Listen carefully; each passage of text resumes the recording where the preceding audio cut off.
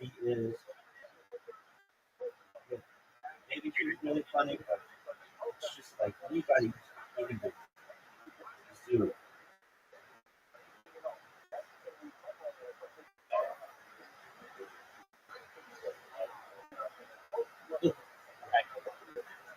Can you tell Zoot's a little cocky? And I like it. You know, he said he's like, I'm gonna start opening for people.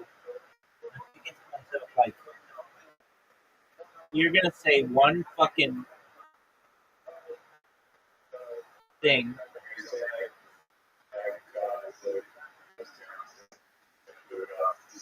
Exactly.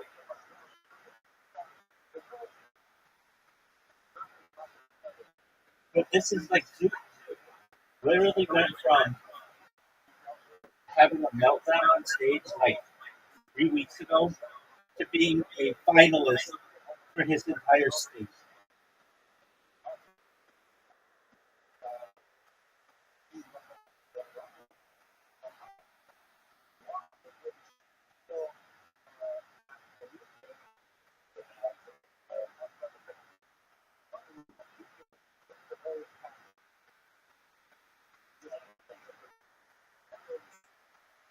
And if he won, I told him if he won, I would fly right now. I would get all my money. I would sell everything that I have if I needed to go to Australia to give those judges a piece of my fucking mind and tell them that I'm the funniest motherfucker in that whole country. If you let Zoot win this bitch, all you have to do is watch my fucking stream.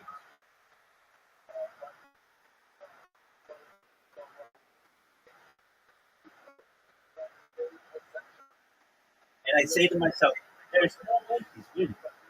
But I kind of want him to. I do want him to. It's just there's no fucking way.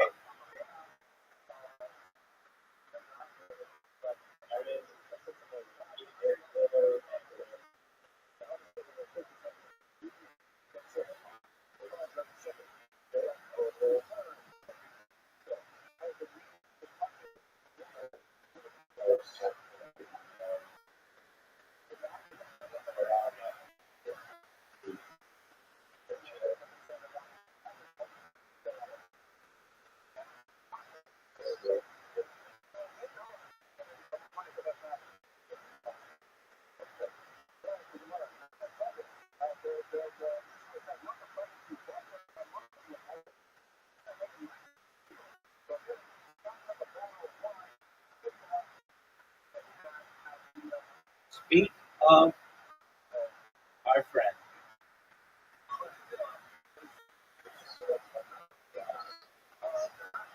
He says he watches my stream, so maybe Zoo. Zoo, we want you to win the Australian tournament, but if you do, I'm traveling there and I'm going to give the people a piece of my mind.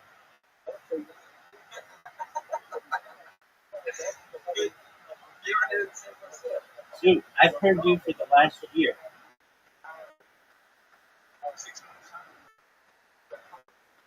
I mean, but I've been friends with you for more than a year, and I know how funny you are. And it's like,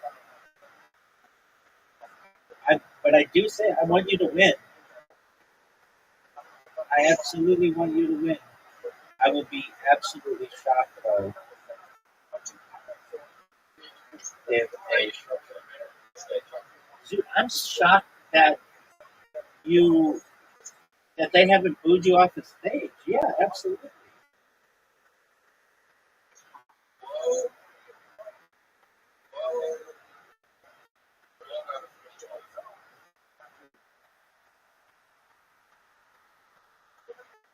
What's 12 out of 45?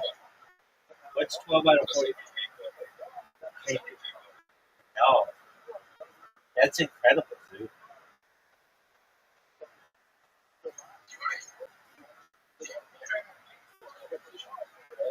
It's like Australia's Got Talent.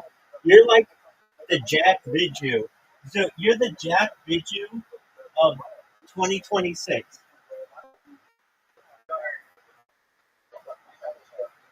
I know, I know you do.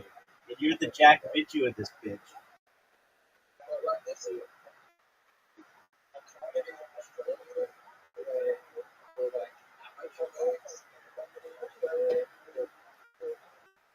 Dude, do you know who Jack Bitchu is? You're the Jack Bitchu of this bitch. Yeah, baby.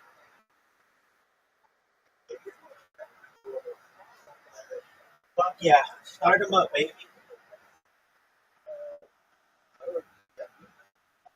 I mean, just start watching him.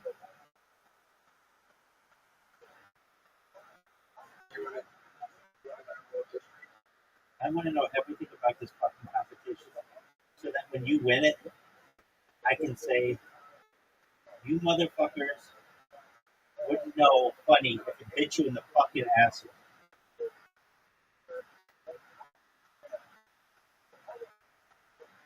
So, 1993.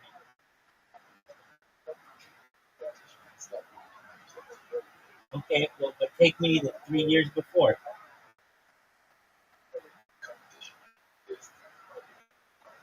All right, well, then we start. The competition didn't exist in 1993, 1994, 1995, but it started in 1996. There we go. We started in 1993.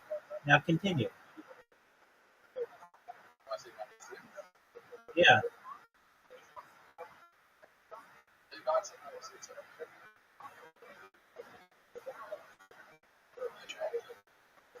What do you, Dude, do you know that the term zoot means like a joint?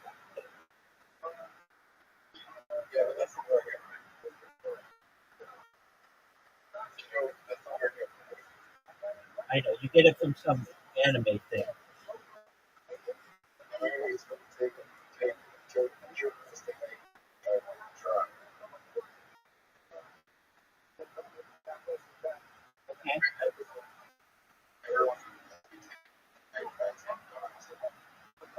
All right.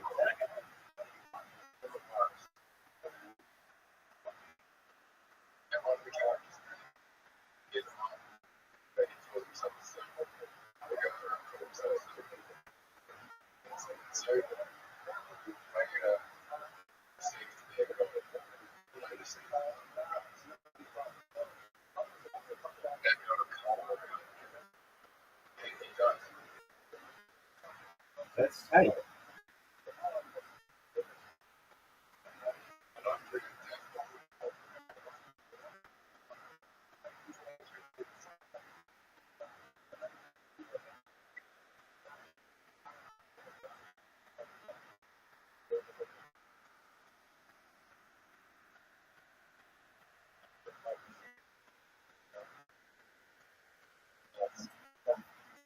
You really think you can win?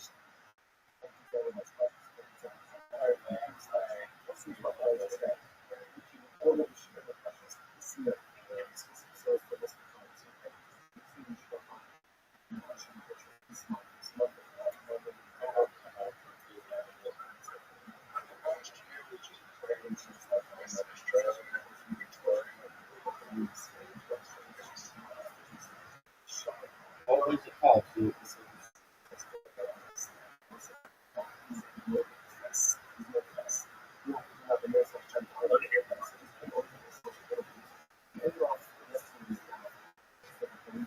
Dude, baby, what was it called?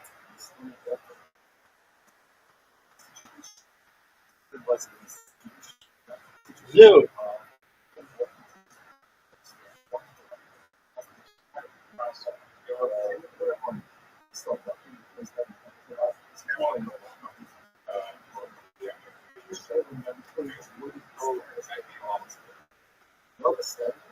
Well, that's cute.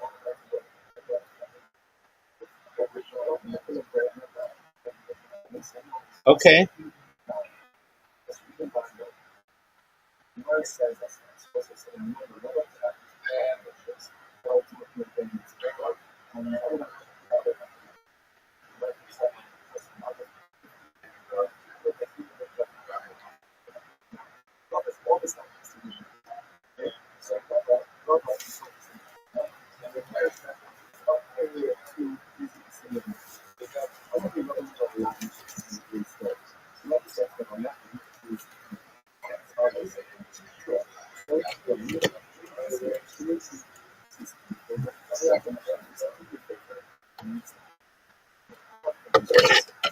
Dude, so when you win, you're gonna be the what number from South Australia?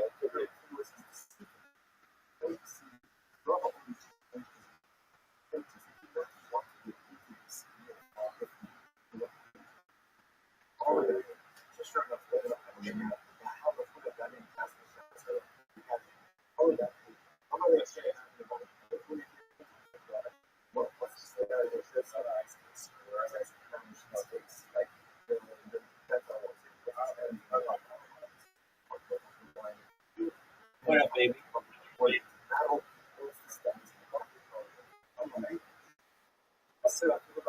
you think you could fuck her once she wins? Or is she gonna be out of your league? I mean, that girl's already on your list, but still.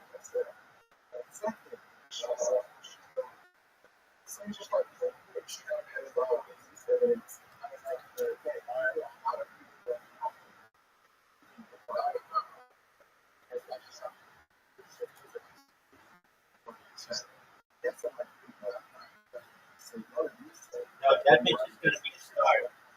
You should stick your dick in her where you can.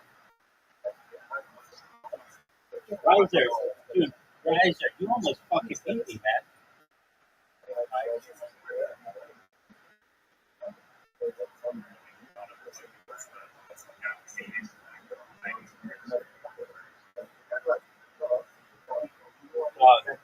Oh, I know what the word is. Maybe I don't. Wait.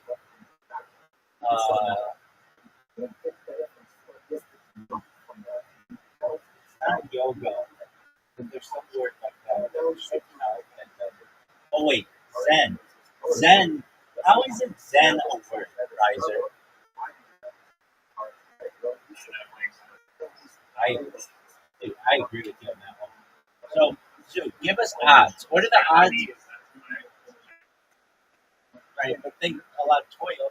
Riser, or Zoo, what are the odds that you win on Friday?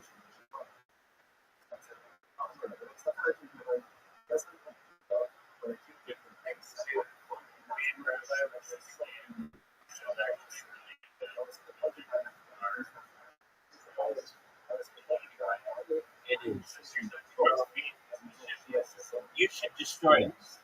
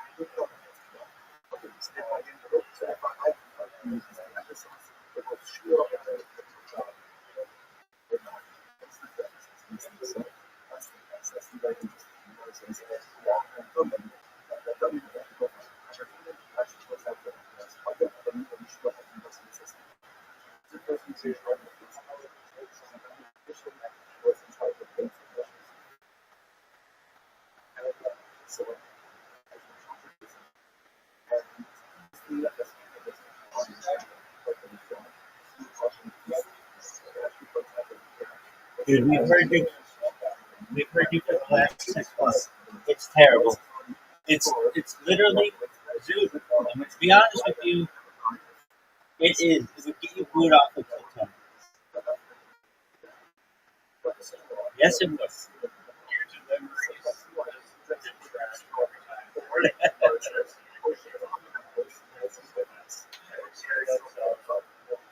Dogs. It sucks.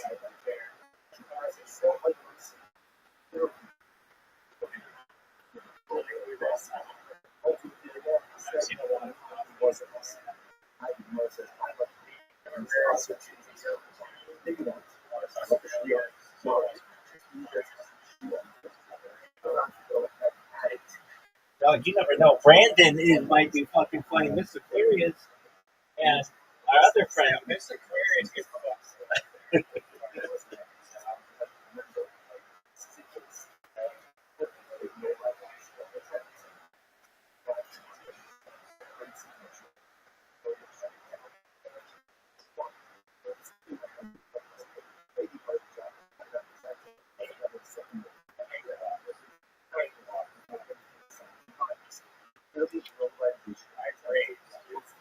okay. So, Zoo, let's play. Zoo,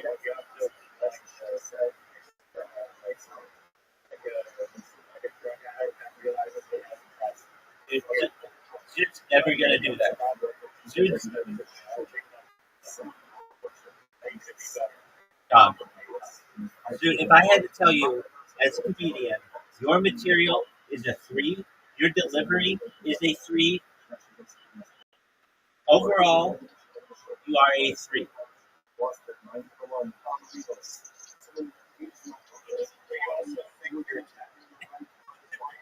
That's the best part.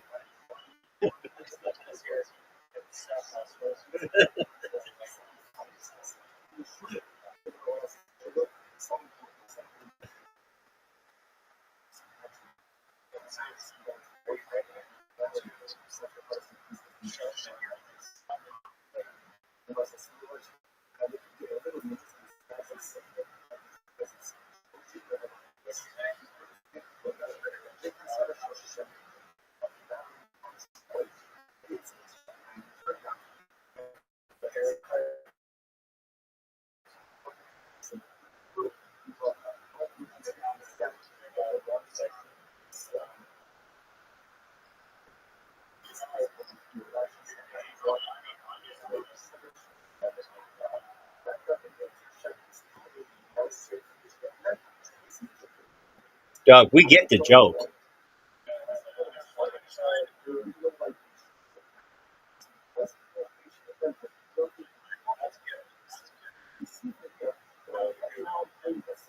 What one's a good one?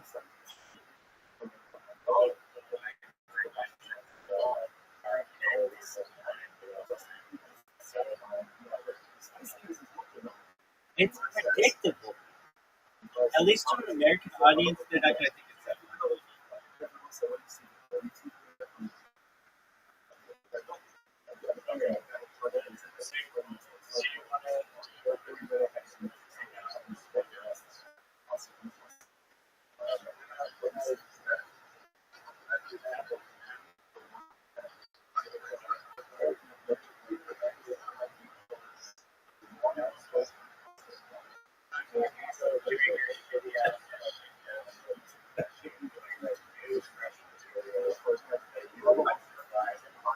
So we're going to give you a topic. So we're going to give you a topic. You have 60 seconds to make us laugh. You understand? All right. So give him a topic.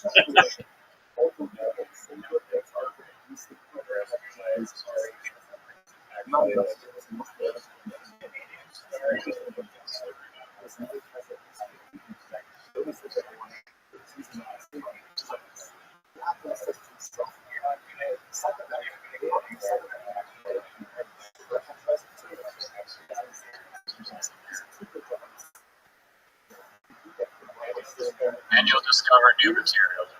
So, as your friend, sincerely, off and try again. Dude, you're so fucking cocky for being not funny. It's unfunny.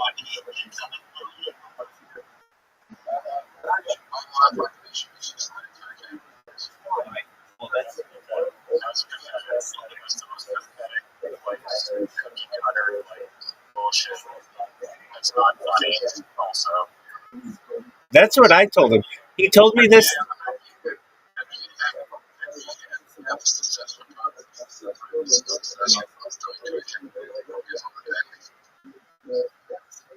What do you say?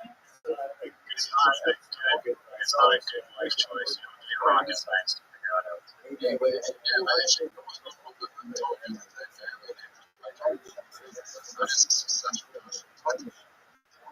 Not necessarily.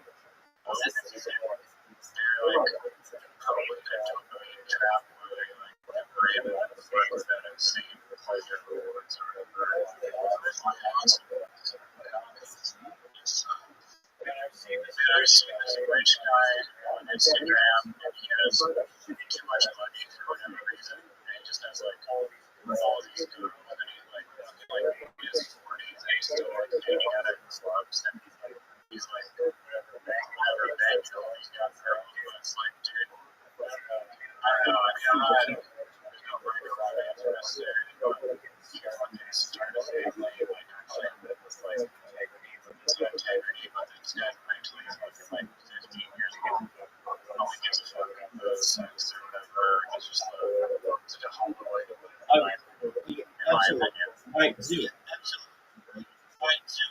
We're going to give you a topic. You get 15 seconds to make it last. I will do the time.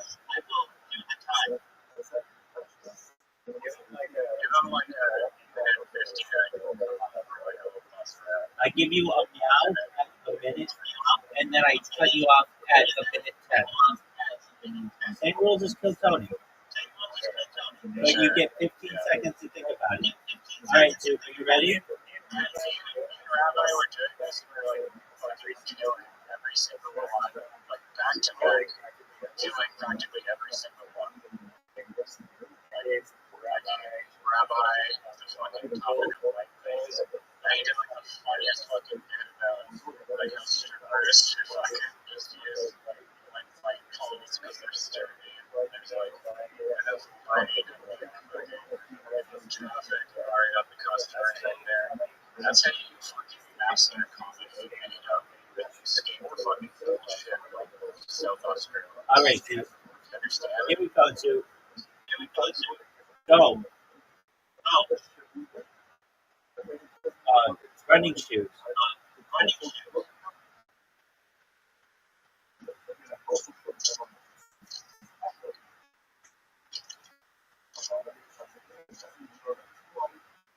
Zoo.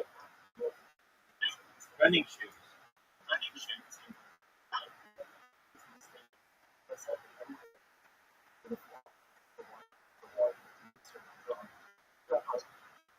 Zoo. Running shoes.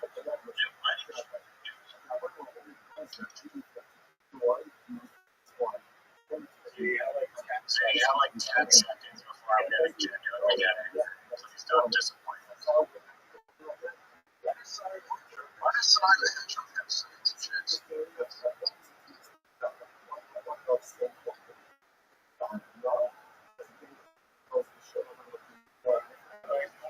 Yeah. Are you doing a fucking Richie Union suit? Do you know what the fuck Kill Tony is?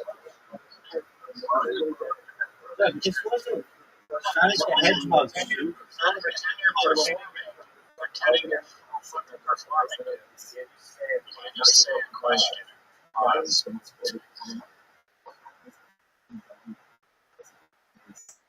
All right, Jim, we'll try another one.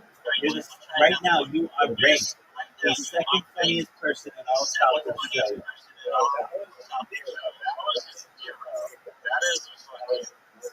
is the worst thing about shittiest Kiltownie performance. Try it again, see if this time tracks words are in time. Like your performance. Do you understand? We can give you an example if you need to see an example. Please, we're trying to help you, so help yourself. So we're going to give you another top. Are you ready? All right. The topic is salt. Yes, you have 15 seconds to think about it. And then I'll tell you when you so you can think of whatever you want. All right. In 5, 4, 3, 2, 1. Go.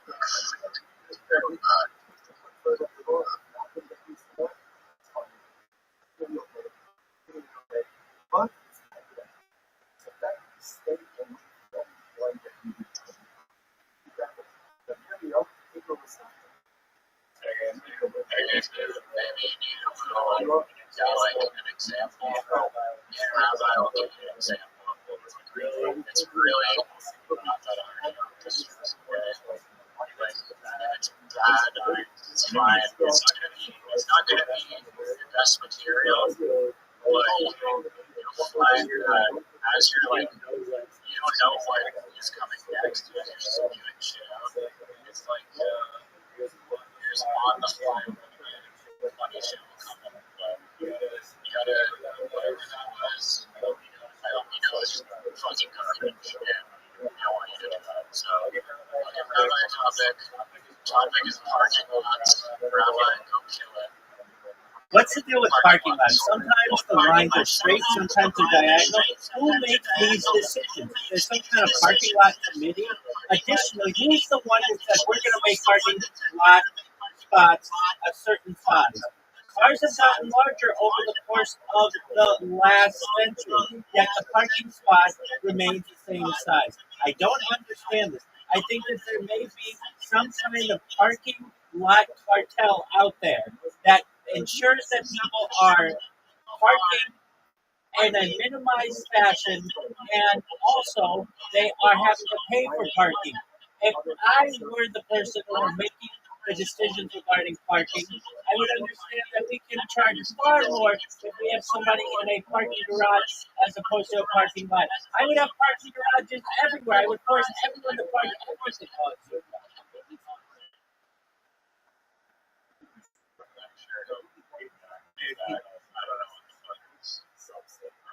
Look, I am saying this to all of South Australia. If you ever watch my fucking stream, I think that your opinion on comedy sucks.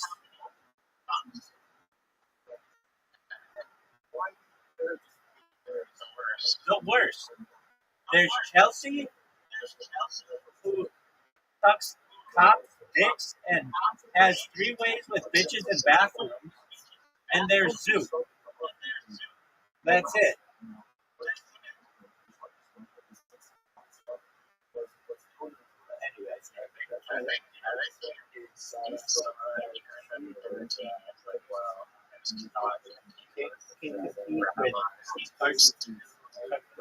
Parking lot.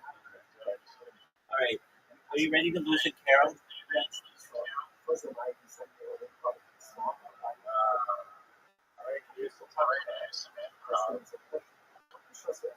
All right. Are you ready to lose in care and if God? That should be the score.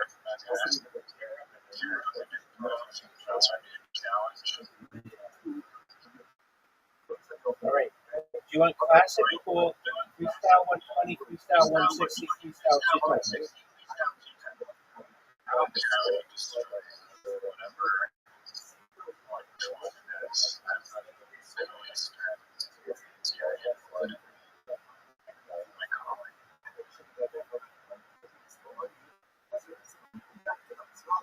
We're waiting on you.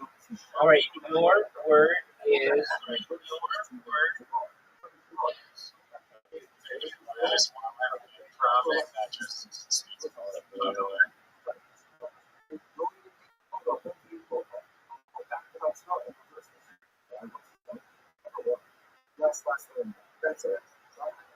Alabaster wall.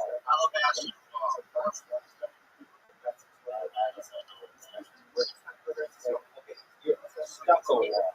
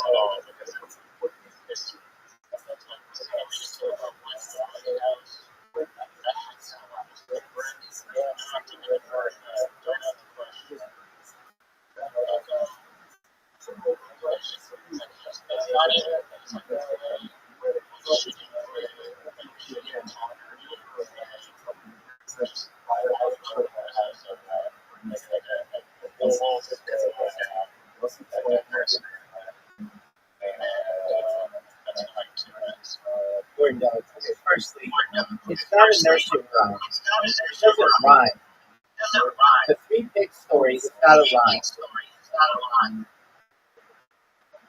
It's a huff and puff and blow your house down. They don't rhyme in that. Additionally, you're missing. No, it doesn't rhyme. It's classified as a children's story.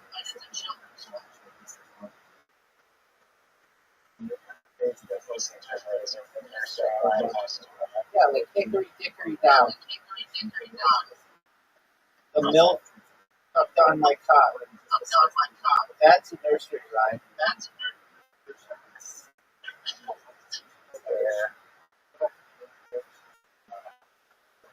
Another thing you missed, in my opinion, an obvious joke, which is, especially when you were saying about stucco and who invented it. Who invented this shit?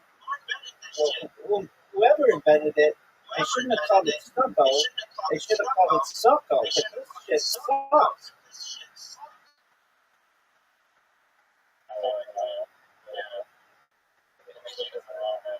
I got you. No worries. Are you going to come back and win?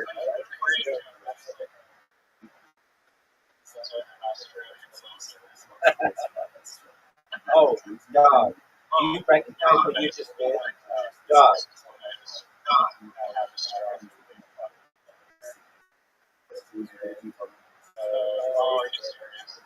Yeah, I am serious.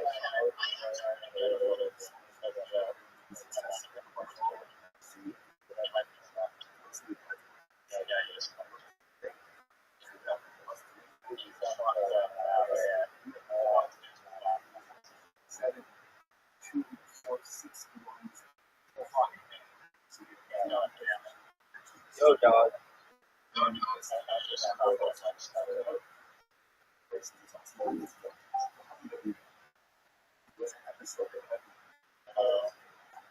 What up? Oh, how you living?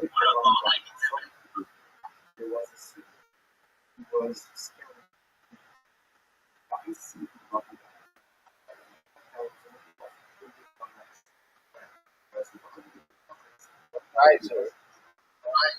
I just sent you the Tashion. Do you think the red one being 50 is too much of the damage? I feel like it should be. Are you gonna accept my invitation? There you go. You're over here admiring your cum stand.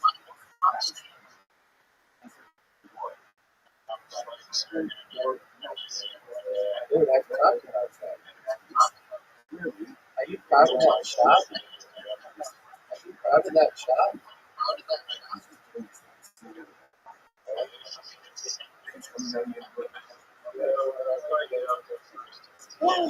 Oh no, I fucking fucked up.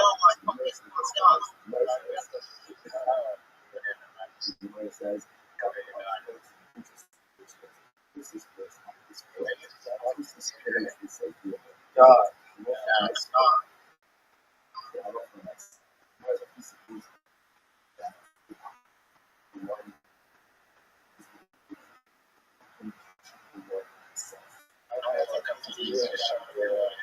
Dog. No worries, baby.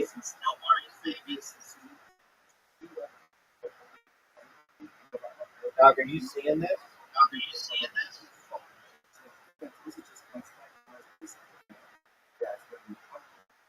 Are you seeing this?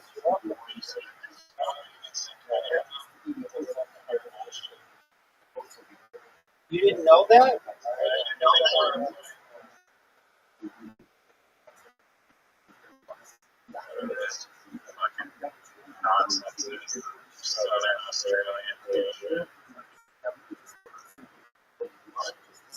Dog, what are your thoughts on getting fucking blanked? You got blanked, son. You scored 0 points. I got a fucking phrase for you. It's known as blanked.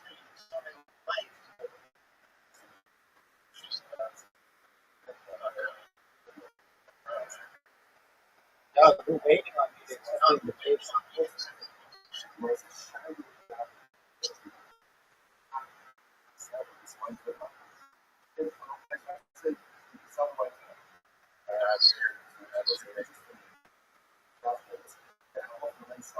Could you just put your shit in the corner?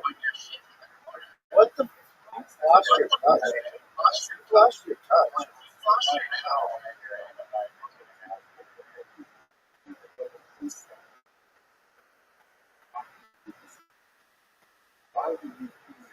Look how sick that shot was.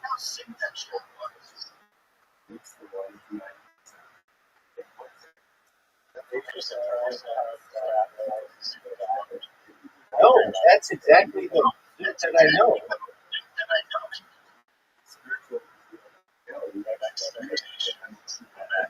I am absolutely shocked that he made the wild card.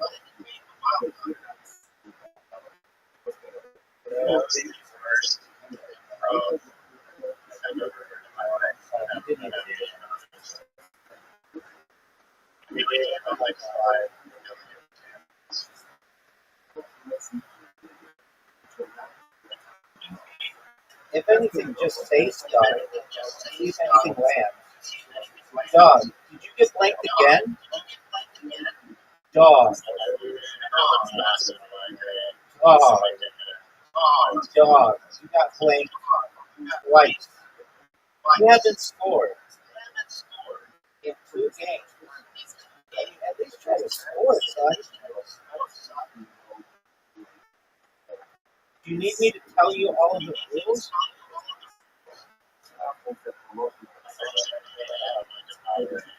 I mean, I know you keep saying this.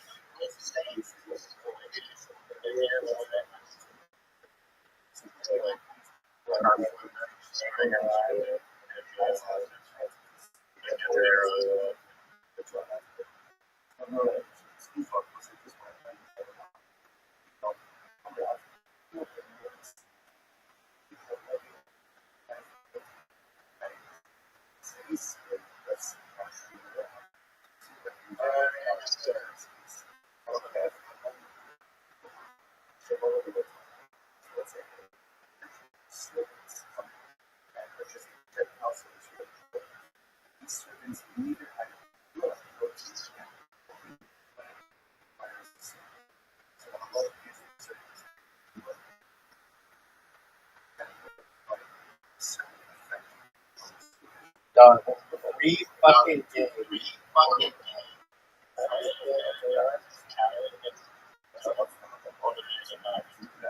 got blanked, son. 3 games. This is incredible. This is an incredible streak. Of all the streaks in the history of humankind, this one is unbelievable.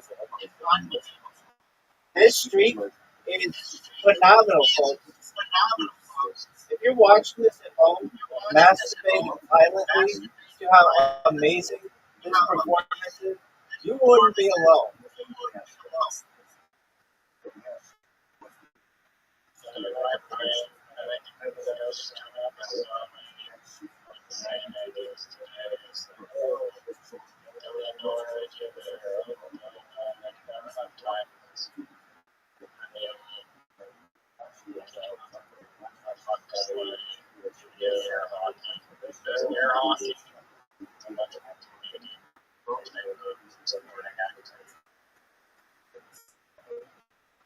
Stop.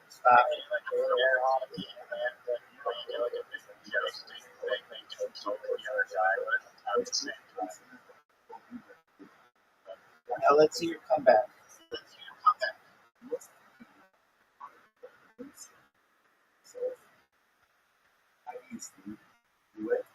Oh, finally he puts points on the board. Finally he puts points on the board.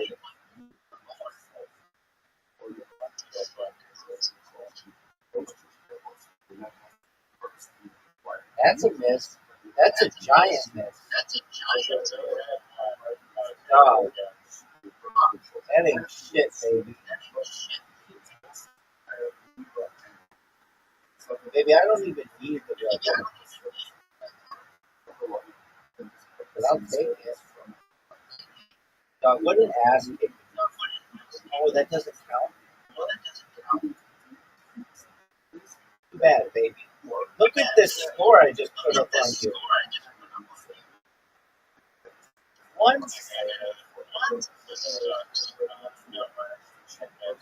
I mean, guys, are you going to try?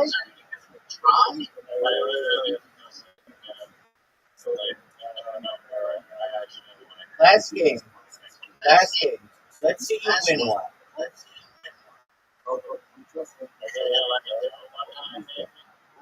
You can go first, baby.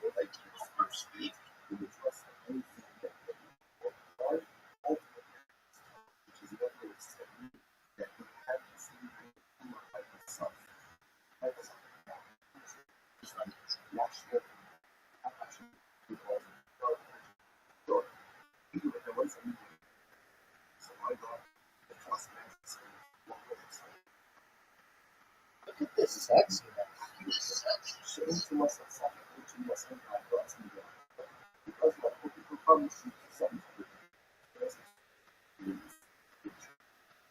That was a major miss, right?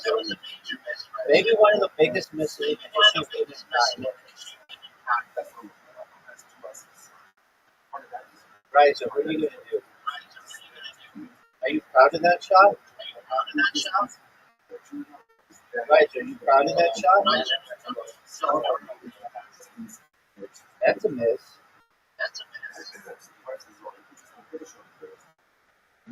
Don't miss this shot. Whatever you do, don't miss this shot. Good job.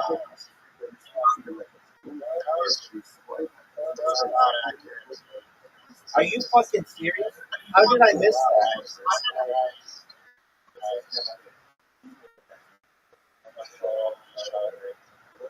You're gonna miss this shot.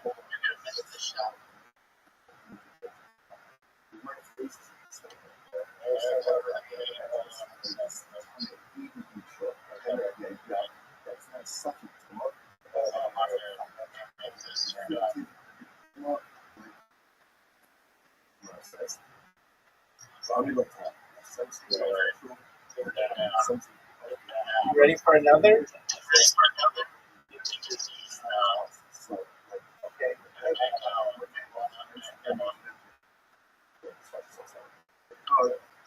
Jude and I played more college so much that we sometimes try to see if who could get the biggest score for the other person.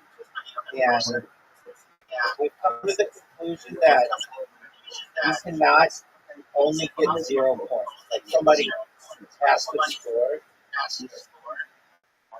but apparently there is a way to do it.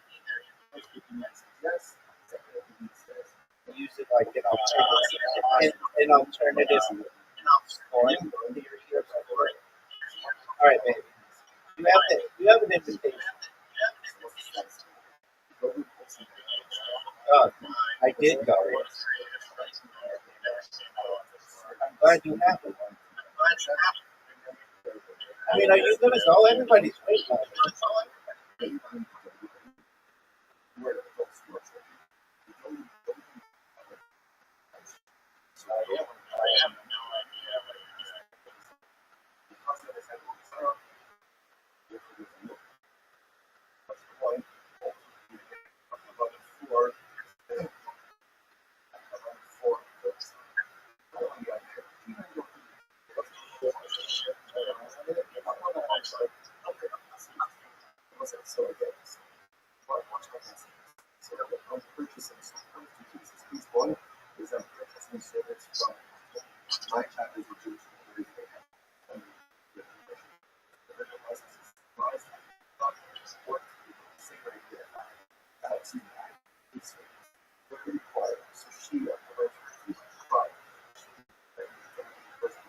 Do you think that was good?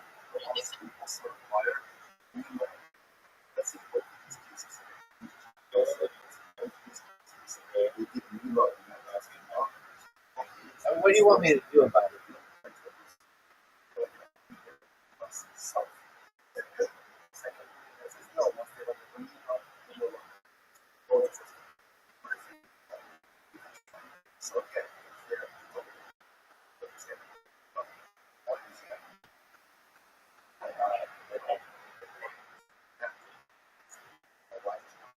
Baby, you're up.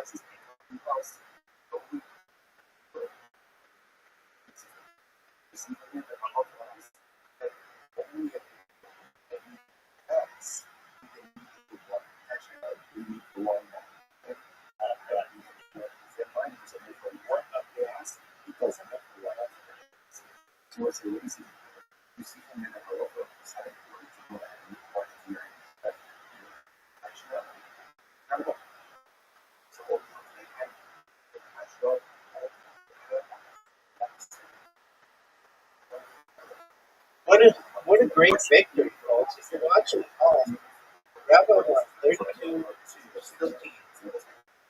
Ready for a reload? I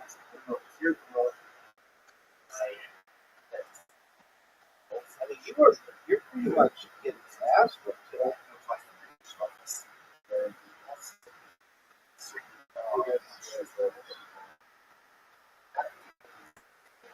You fucking see.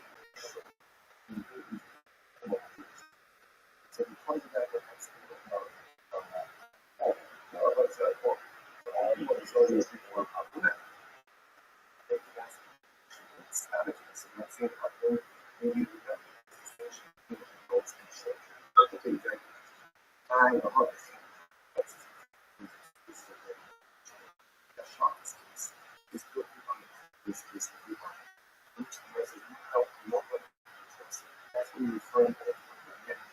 Big God.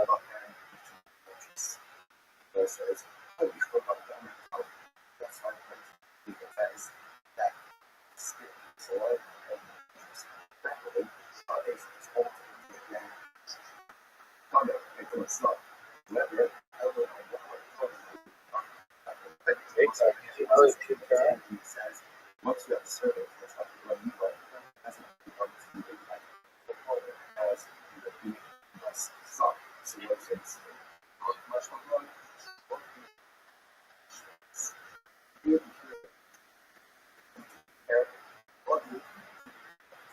Folks, if you actually have this first help, the riser sucking big old time. Oh,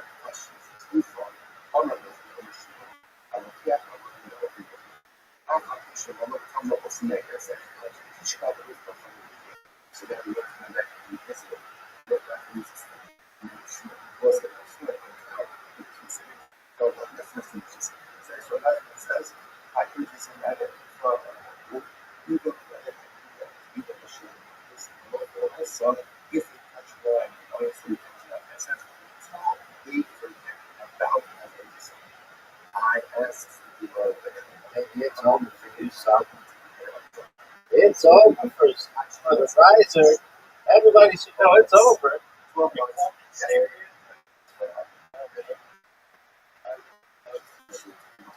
It wasn't close. I won. You lost.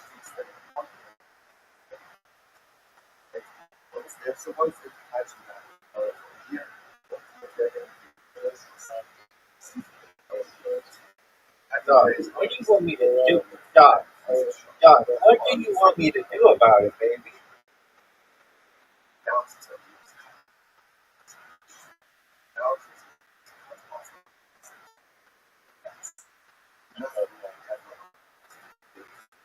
I mean, what the fuck is this shit?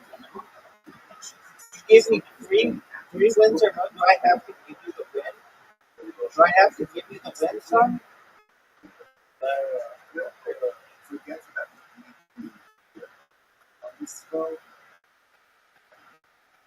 Are you gonna go, or are you just gonna jerk yourself off raw? It's your turn.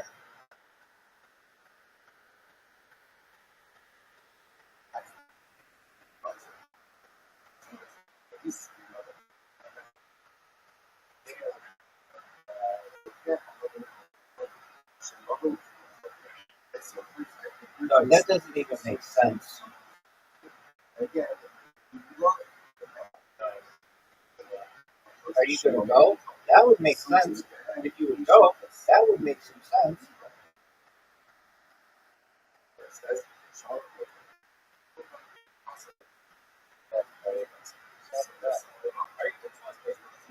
Baby, what do you want me to do about it?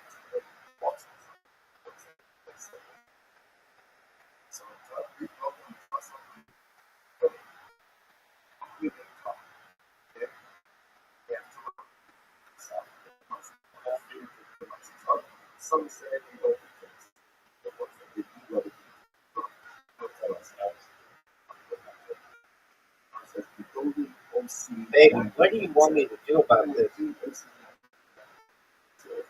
What are you going to do, son?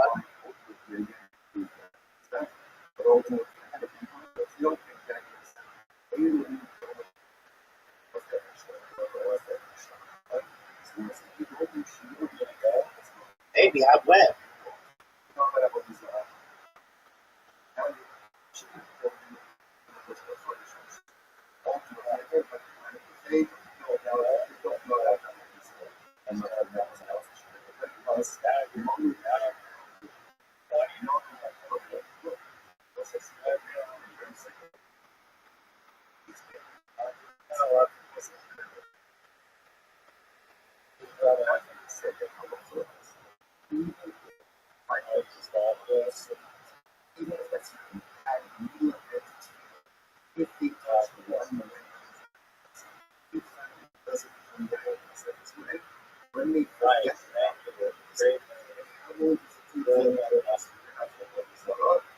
STFU.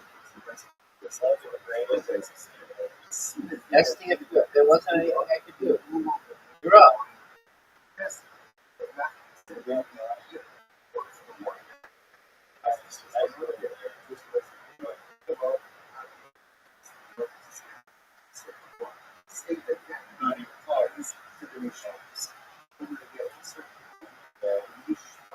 All right, let's call it at that.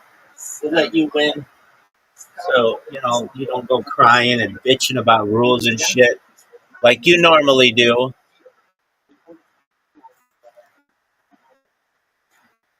I hope you feel better. Do you have any other excuses you want to give?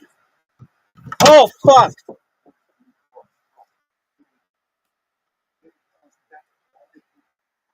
I just dropped something.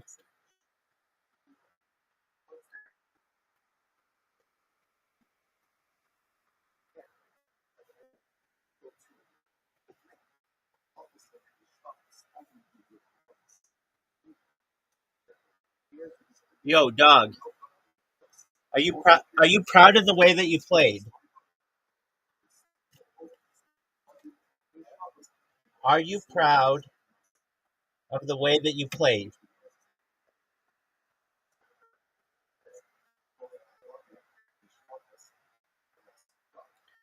Do you think that you're one of the biggest dick suckers?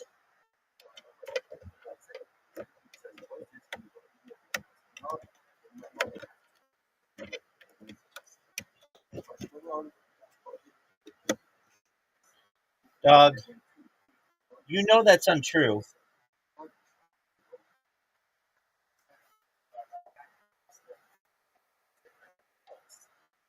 Who do you want me to ask? Zoot?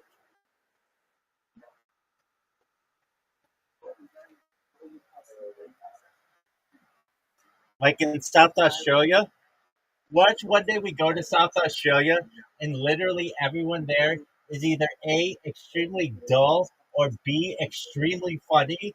And we're like, what the fuck? Why didn't you guys try out for raw comedy? And they're like, what the fuck is raw comedy? Be like, it's the biggest fucking open mic in all of Australia. They'll be like, we've never heard of it. This is basically only something that Zoot knows about.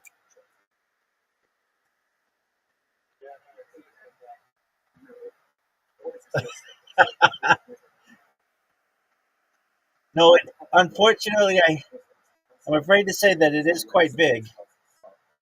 But I can't believe that the people of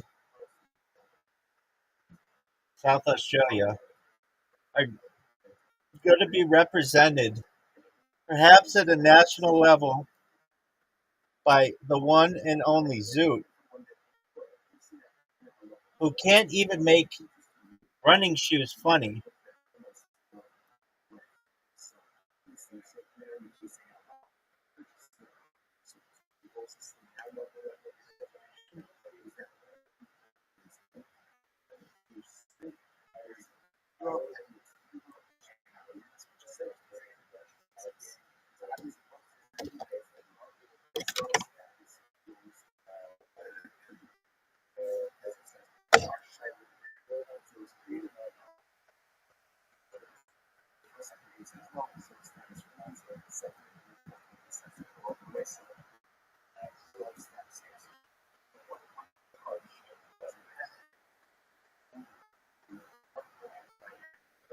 Dog,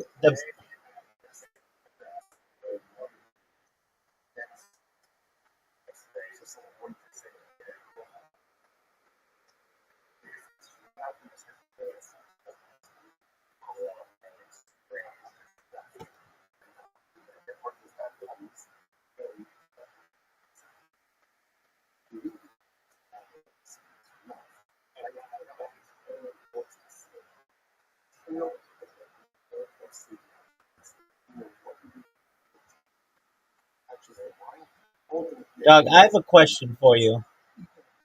Are you ready for this?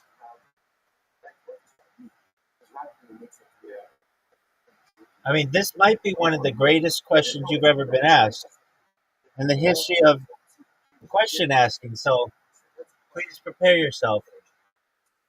Uh, fuck, what was it? I'm trying to think. I don't think I'm going to remember what it was. Oh, about parking. Yeah, there's this big thing, at least in like a neighboring city, where people are putting QR codes on random shit, including like giving people fake parking tickets with QR codes on them, and just having people donate, like basically unknowingly, to their like Venmos or their Cash Apps.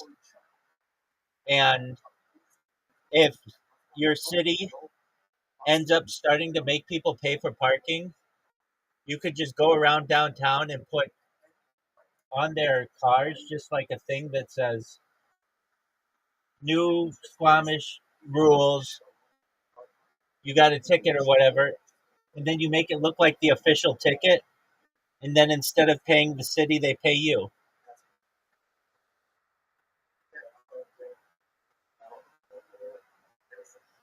Dude, they did it in Santa Monica. They did it in Santa Monica and made a bunch of money doing that.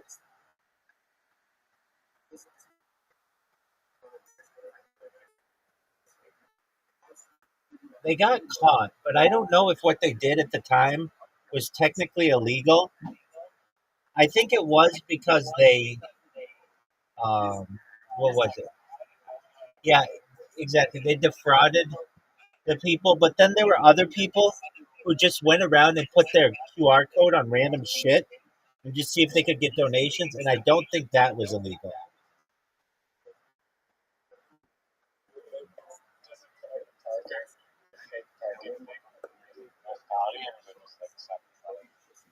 Um, wait, what did you say? Is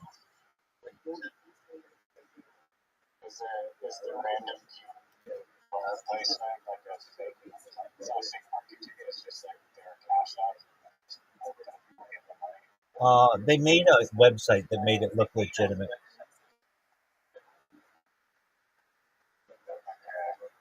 No, no, no, that's not fine. That's not fine. Um, those people got in trouble. Yeah, no, that's fine. If it's randomly placed, it's fine. And doesn't look like. No, I misspoke. The ones who were scamming people, their shit looked legitimate. and they got in trouble. But the people who were just going for donations, it just went to their Cash App, and it would just say for like incidentals or whatever, like whatever they wanted it to say. And to my knowledge, that's legal. I mean, I may have heard about this Taik case, but isn't it legal to put like the QR code on your lawn and then make it look like you don't have to impersonate the government? You can just say like a fake parking app, basically. What are you saying, Big Dog? Like, say you have a lawn, like your front lawn that's connected to a curb. You put the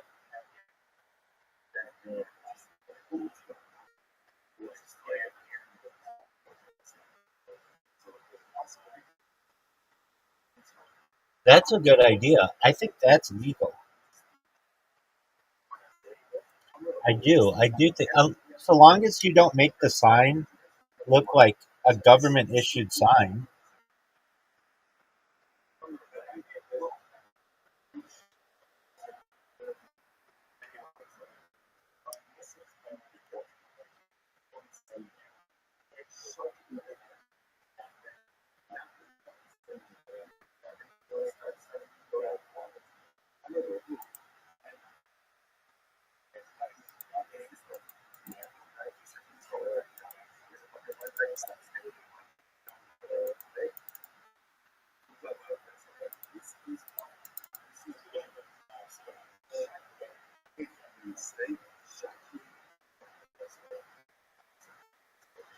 Right.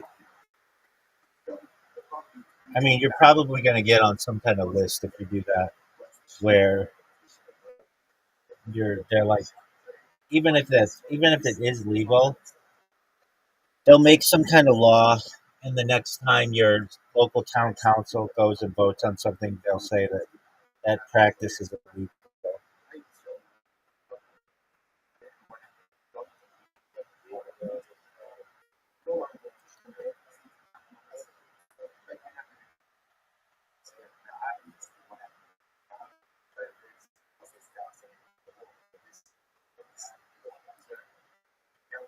I get what you're saying.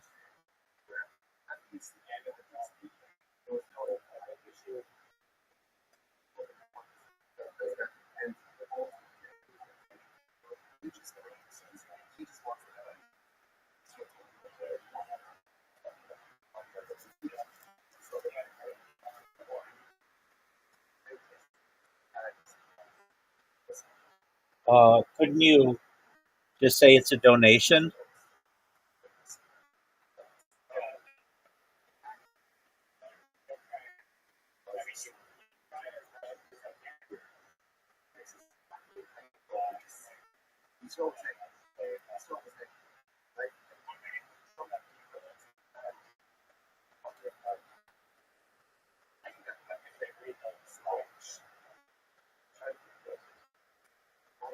Yeah. Um, okay. And then what percentage is going to real? Okay. And how do you follow up with that?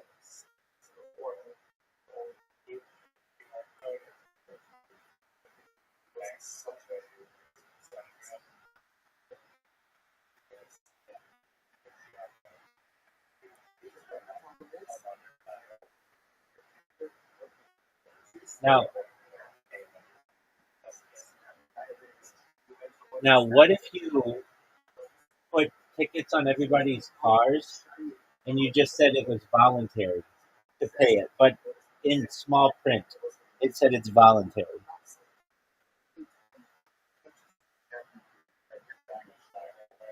Yeah, I do too. But I think that there's an interesting argument to be made that you could make the argument. I think that if you said on it, like say it was like this. You said if you put tickets on everybody's car, just like people put flyers. I don't know if they do it in Canada, but in LA, if you park in a parking lot, people put flyers under your fucking um, under your windshield wiper all the time. It's like constant. So if you just put a little flyer of your own under there that made it look like a ticket with a QR code and said like in big letters like $50, and then in small print it said this is a voluntary ticket. 10% of all proceeds will be donated to the local animal shelter. I wonder if that would work. I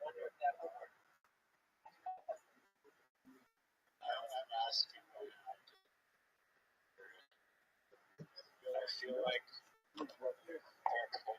there have to be legislation like this defining what constitutes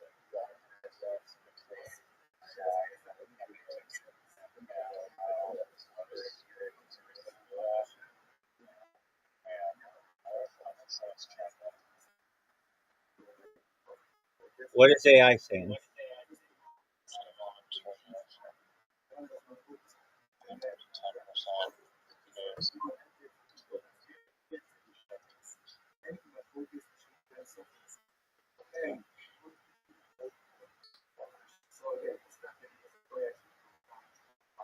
What is AI saying?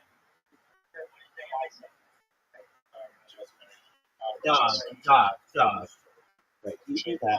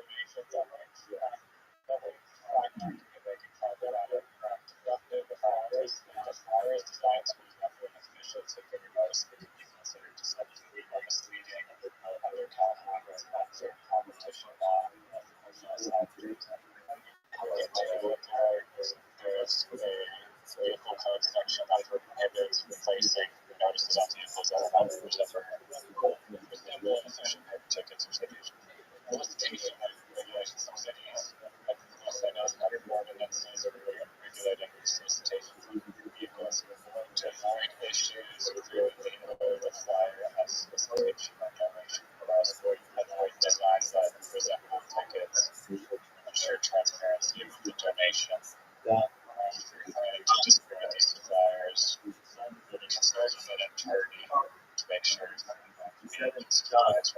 All I hear is just put on it and it says like solicitation of help, and then just litter a major city with that those things that is like can't necessarily like they can trace the QR code to you, but it's gonna take a lot of work.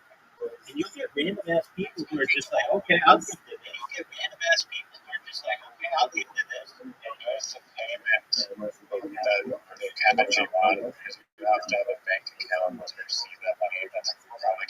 No, you don't. You don't need a bank. You don't need a bank account with Cash App.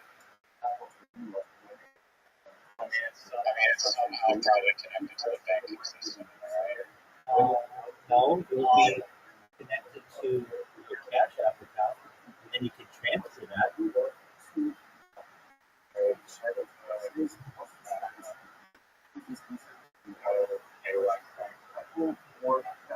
That's correct.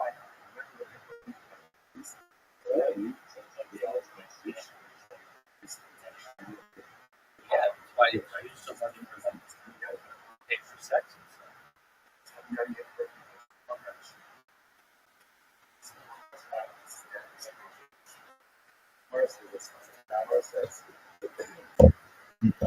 Not currently.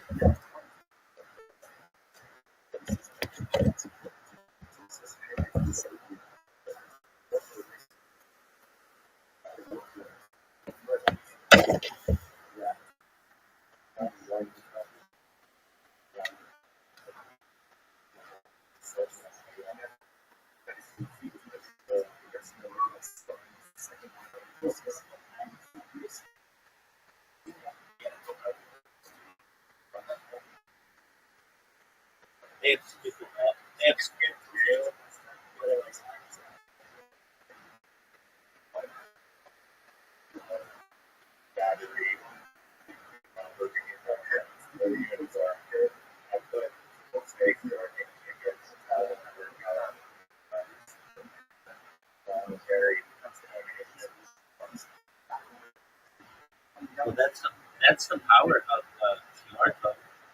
I used to have QR codes on all kinds of advertising when an advertising for the startup and like billboards. I always wanted to get one on a freeway billboard, but they were always reluctant, the billboard company, because they didn't want people grabbing their phones while traveling 75 miles an hour and hitting a QR code.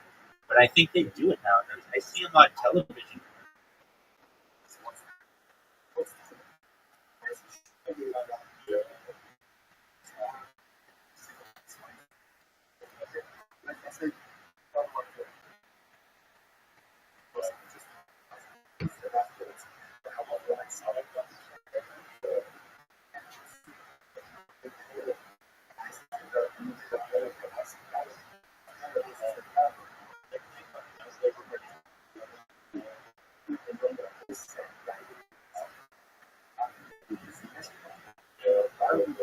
I think you maybe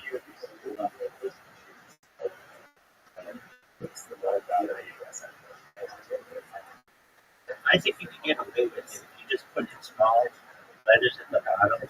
Uh, this is an attempt to. This is a solicitation. Like kind of thing. I get junk mail sometimes that says like kind of tricky like that, and then I just look at the bottom and it says this is an attempt to solicit, and I'm like, oh, I'm trying to think. There was some.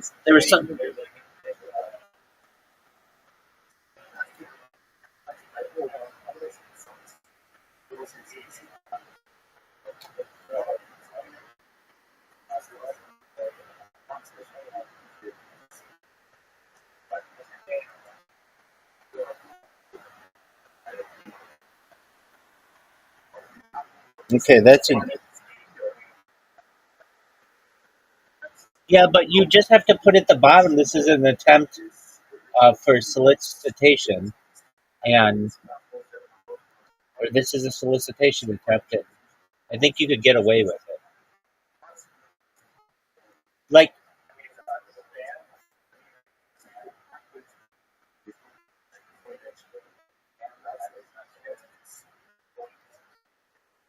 yeah, they are. I used to send out. I used to send out.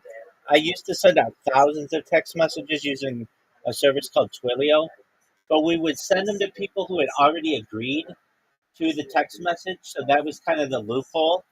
But yeah, at least in the United States, they made a law about it a few years ago because so many people were getting unwanted text messages. But then what the companies just started to do was send it from a foreign country, and there was nothing that you could really do about it.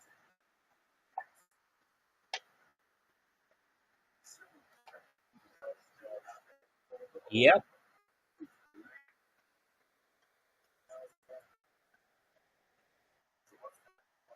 it is. But what happens is with the emails, they go to your um, ISP and they'll make a complaint that way.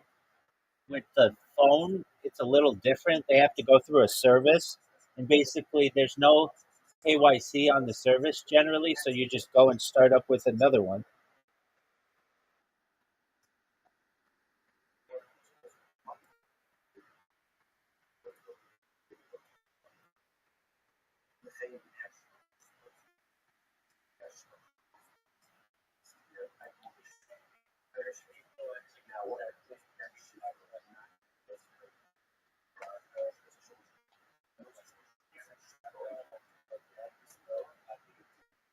No, the way that you do this, oh, yeah, yeah, yeah. Now I remember what it was. Okay, so they have these advertisements on the radio that say something like, uh, what is the closest planet to the sun? Text 1234 to, or text the answer to 1234, and you will have a chance to win a free 4-day, 3-night cruise in Cabo San Lucas. And so you'll be like, oh, cool. But what you don't know is that there are like tens of thousands of people who are texting that, and they're just, and then at the end of the commercial, they say, by texting 1234, you are enrolling in uh, text message standard rates apply. Uh, and so you're basically giving them your approval by um, enrolling in one of those types of systems. Does that make sense? I don't know if I'm describing it clearly.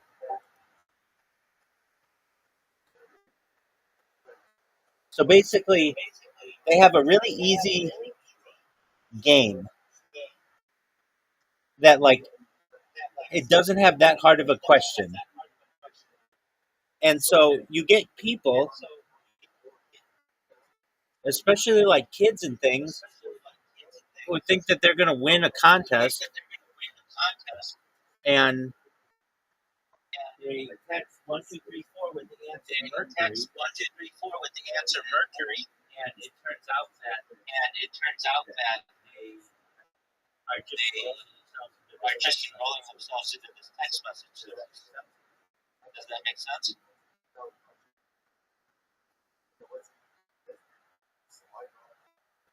You're muted.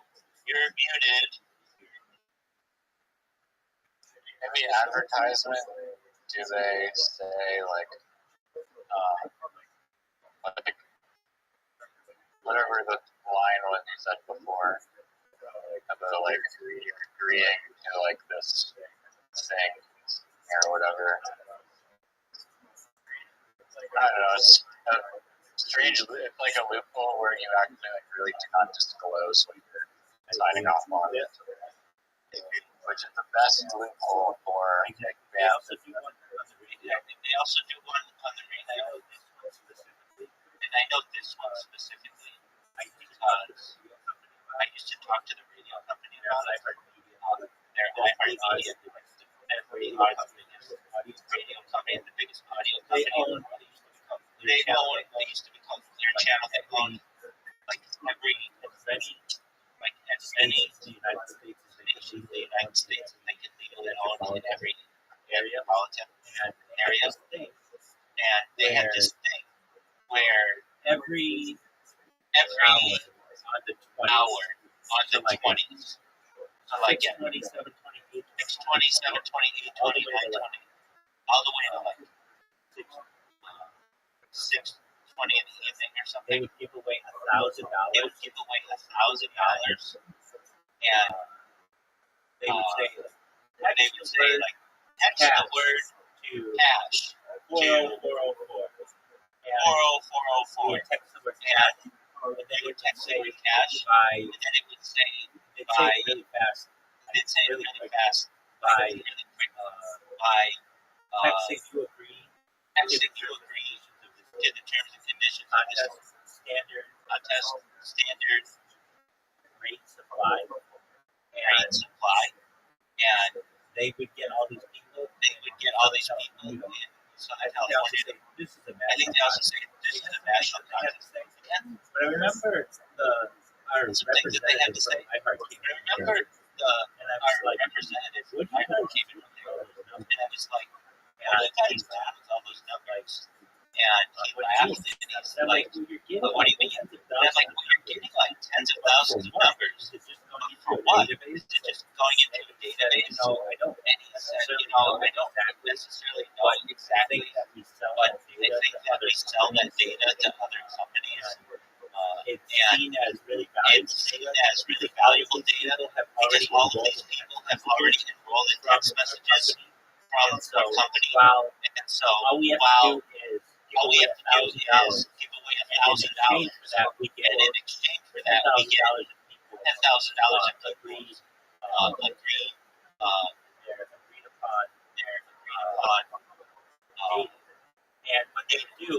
and what they would do is they would say, hey, your company, you're gonna give away like $10,000 a day on the radio, $1,000 a day on the radio, $1,000 at each But of these increments.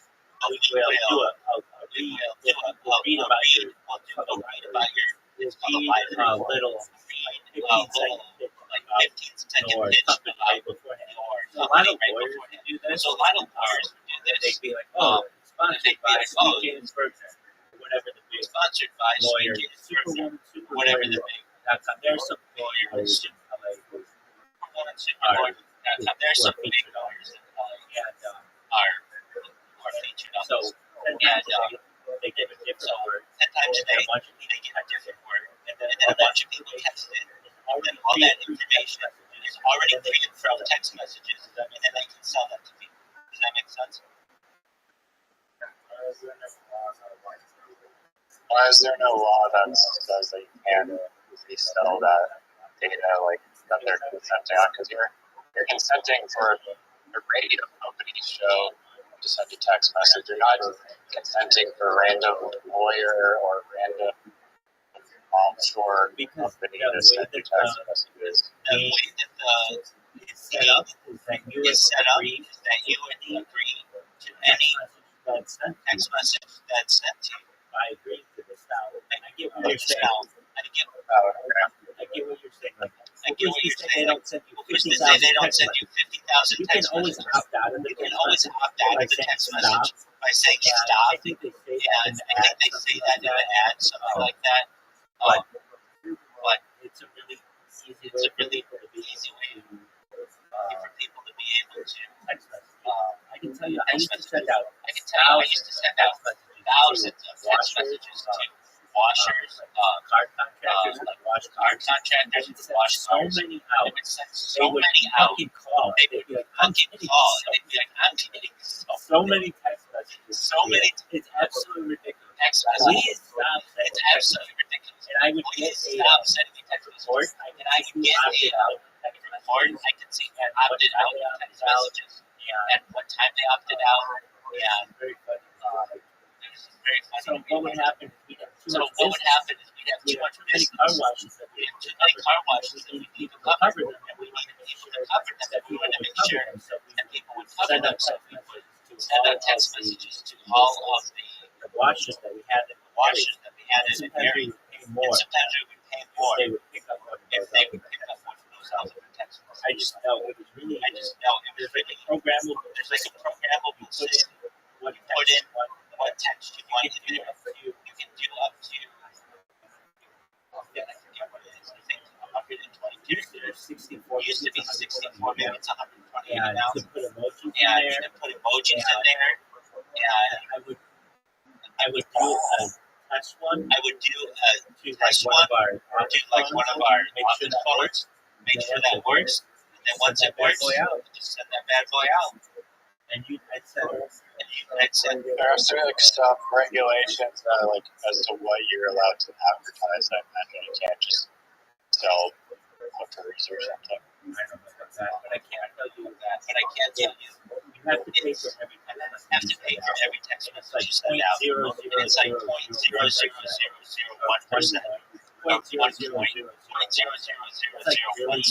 It's like really inexpensive to just send inexpensive to just send But when out you're sending one. But when you're sending out thousands of them, it gets into the it gets into the hundreds of dollars.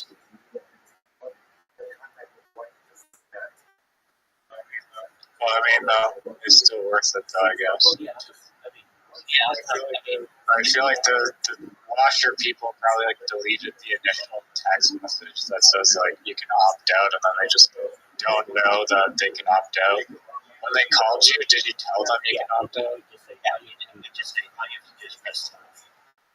and we would put that in. We We put that in the message. We put that in the That was message. something That was something that was according, like you had follow to the law. You follow the law. Not You're everybody supposed to. Not everybody does. You But say you say to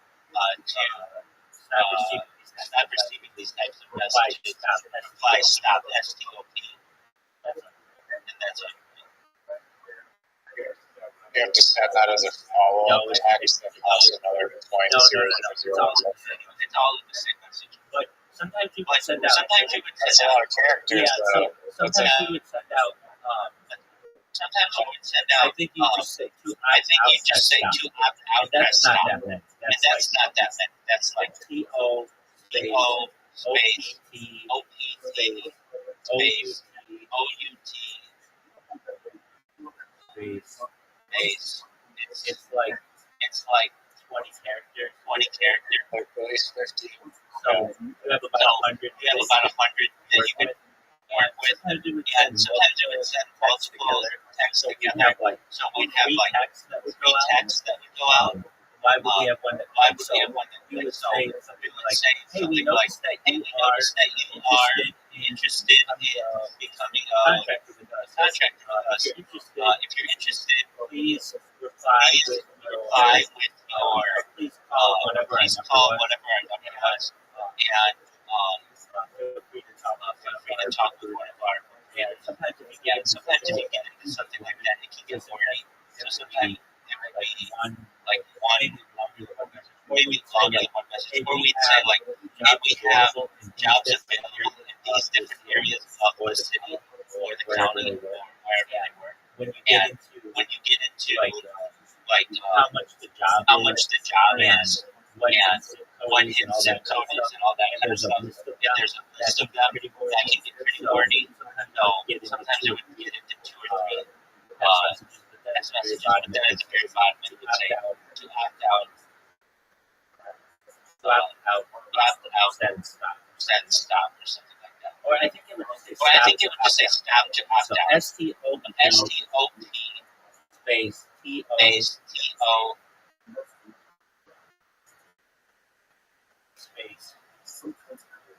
space stop to OPT space. So it's 20 characters. Now that's the legal way. That doesn't mean that you still just send it out and nobody was going to do it. There was a It's crazy that the business got shut down because it sounds like there's a ride sharing app in my area called Papa Ride, and basically it's like you can post as a driver that I'm going from Vancouver to Whistler, and then people go on the app, see where you're picking up and dropping off, and pay like $12, and then get a ride from you.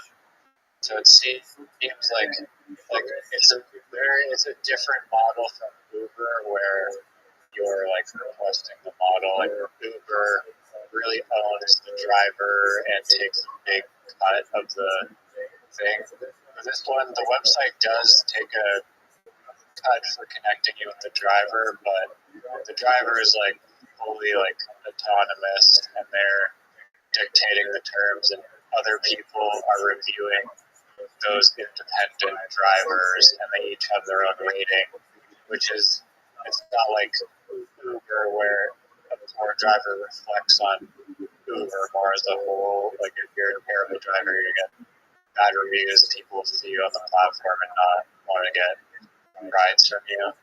So it seems like the car wash model is more similar to the Papa Ride model. well, But it's still absolutely legal, arguably legal until 2020 when they changed the law. Specifically after the first company sued under this law.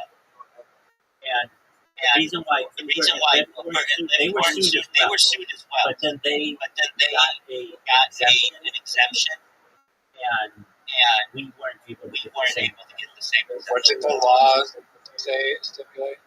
You can look at it. It's called California AB5, but it said it changed how you define an employee and a contractor in the state of California. And they made it much AB5, like AB5, like assembly mill price.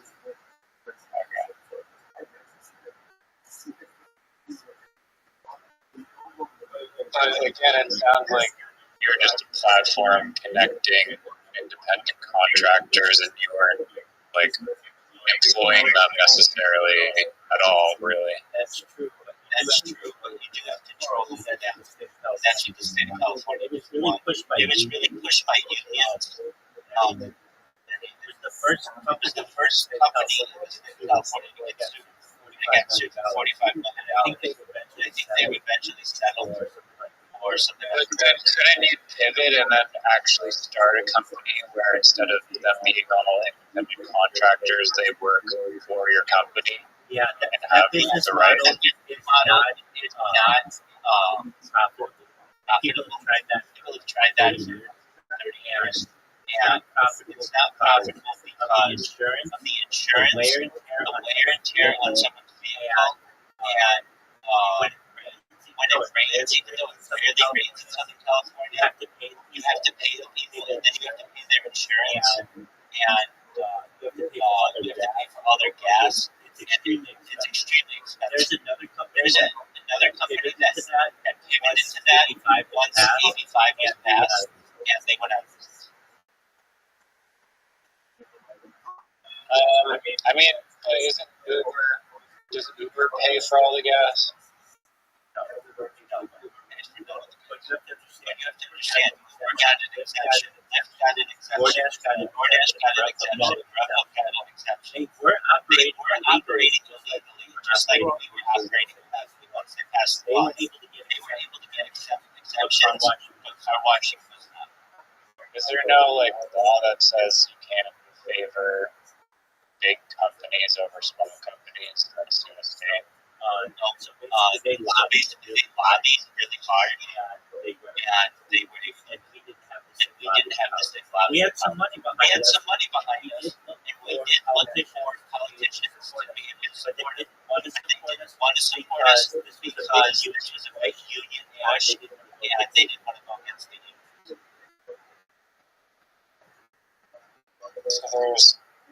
So you have to like each employee has to be on a salary. Is that, but I thought typically like in a fast food restaurant, those are not paid on salary, they're paid bi-weekly, paid hourly pay. Yeah. And they're still like, isn't it not a salary? Hourly wage. But you have to understand that you have to meet minimum wage that we didn't have to meet a minimum wage. Somebody didn't want to work, they didn't have to work. You have to ensure with a company that size that we had like thousands of washes. That then they all have health insurance, they have dental insurance, vision insurance. And then you get into once you have more than 50 employees, there are all kinds of federal laws that you have to meet, including what's known as MLA, Family Medical Leave Act, which allows the employee to basically leave for like 6 months unpaid, but still be able to have job protection. And then you also have to buy them all vehicles. That's a lot of vehicles for them to be able to have. I mean, that alone would put a place out of business. You have to have thousands of washes. Then you have to make sure what happens if they get into an accident. Now you're going to get sued by someone because their washer hit you. There was a company that did it, and they went out of business. It was not feasible. Just overhead alone. And then people, and once you get to someone's house, they want you to wash their car for cheap. And it's like it would become like $300 a car wash. It's just not really realistic. Especially with how many car washes are in Southern California. Southern California has the highest amount of car washes, brick and mortar car washes.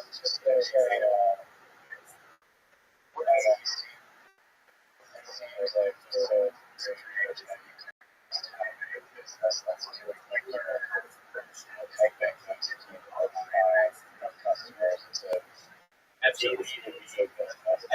There was a way around it, and I thought of it, and we just couldn't pivot just fast enough. But what it was we were just going to be the platform let's say you wanted a car wash. You could name your price for the car wash. So you could name your prices like, I don't know, you'd have your car wash for $30. And if somebody wanted to, they could wash your car. But basically, there was an issue that the state of California had that we had fixed prices for cars. Basically, like $20, $30, something like that. Yeah, exactly. So basically, you want to give the independent contractor as much independence as possible. So one way that we can do this is by allowing them to choose what prices they want to implement. And so that was a way.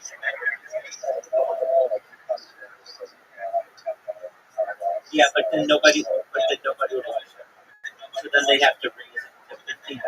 Maybe somebody might not watch it.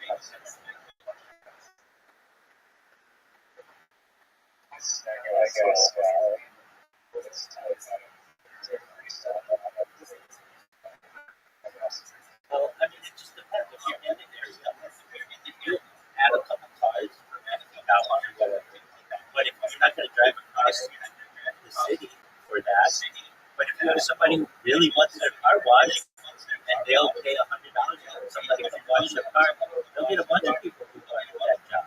It just depends. But that model would have worked, and it was going to work. But I left the company, became a certified project management professional, and I took a contract with the Fortune 100 because I did not want to get involved in this lawsuit, and I knew it was coming. I left something like June 28th, and they got sued. They got July 13th, so I left like 15 days or something before, and it was in Forbes magazine. I remember thinking to myself, boy, I always wanted to get in Forbes magazine. That's like a big deal from a business perspective, but I never wanted to get in there for the wrong reason.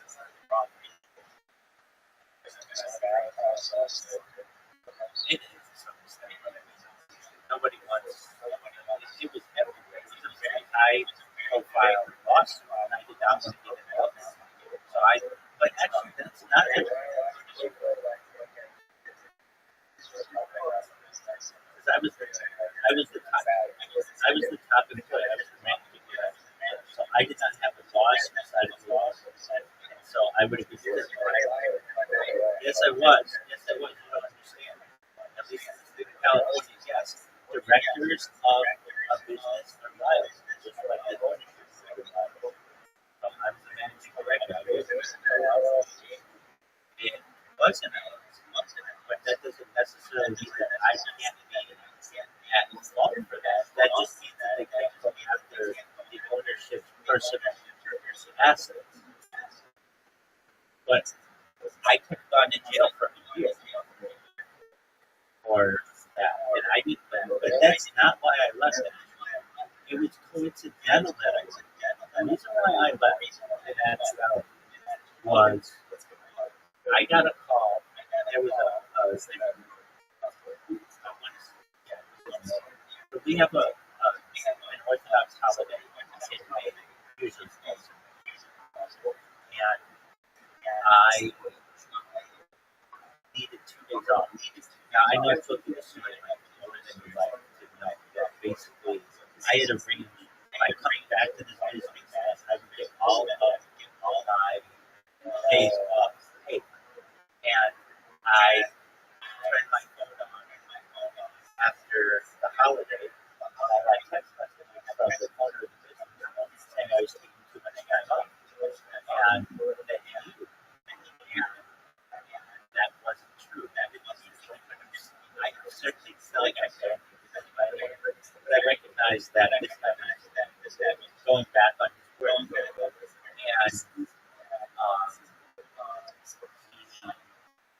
I was making a lot more money than I was. And he, the first year that I worked there, I worked 6 days every day. So I worked Sunday through Friday, and I did the Sunday for free, just to get off the ground. And I knew he wanted me to go back to the team because he felt that if he's going to be paying me over $100,000 a year, he wants to get every dime possible. And so I, within a month, started looking for another job. I actually like immediately started looking for another job, and that's why I left. And in my letter, why I left, it was I had my lawyer look at it, I had my rabbi look at it, and a medical colleague, and it was something that I felt in my heart because the right move. So in my letter, I left it for religious reasons.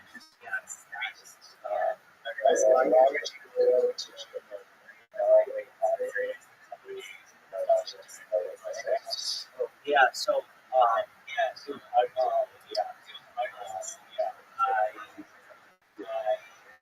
had an issue with it. I'm the one who told the owner of the business, hey, they changed the law. We cannot operate starting January 1st, 2020. The way that we've been operating for the last 5 years. We need to change. And the owner of the business felt that he was still operating within the law. And it was just like basically a thing. We had to argue it, and it was something that would be argued in court. It was eventually argued in court. And it'd be very rare to go to jail for something like this, but it was a possibility. And I recognized that once the law changed, that if I were a juror, I would probably side with the plaintiff, not the defendant, who would have been the defendant. But it could have gone either way. And it doesn't automatically mean that the director goes to jail, the ownership goes to jail. It just means that there's a possibility. And I remember saying to the owner of the business, you could face 1 year in jail. He said, yeah, nobody faces jail. And I'm like, I know, but you have the lawyers for it. Not all of us have the lawyers for it. And he's like, and we had a good lawyer. We had a very good law firm. But it was basically like if this case is decided against us, then the punishment is definitely going to be fiduciary. There's going to be a lot of money involved. There's going to be damage. And they were. There was $45 million in damage. And also, we were facing a year in jail. But that's not why I left. Nobody ever threatened me with that. That was just something that you could possibly happen. But I left for religious reasons. In the big scheme of things, when my life is dissected like I dissected maybe somebody, it will be seen that I did not leave because I thought we were doing something. I knew we were doing something that I didn't feel comfortable with. But the second that I felt pressure, that's why I left. But I was also recognizing that I could not continue to work in this environment much longer because we were already being threatened by the state of California that we may be operating against their new AB5. And so I got up just well, it wasn't. They're not. The state of California did not do it with that. We did not. And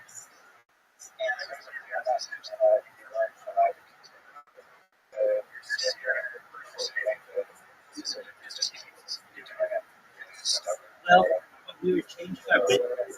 Exactly, but we were changing the business model to that model that I talked about, where the car person running the car wash could make their own price, and if we could have pivoted faster from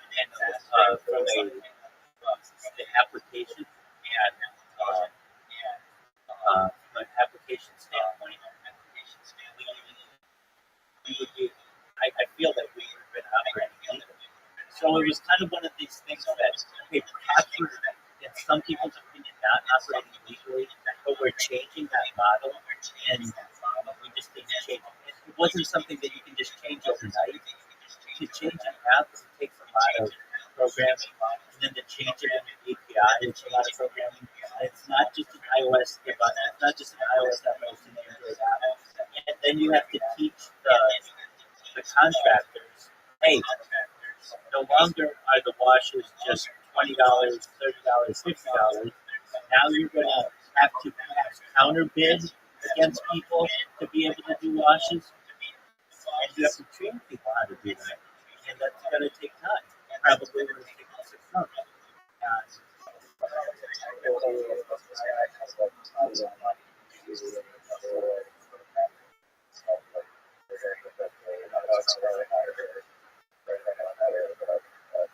It's really not that. You would think so, but it's not. Even just one.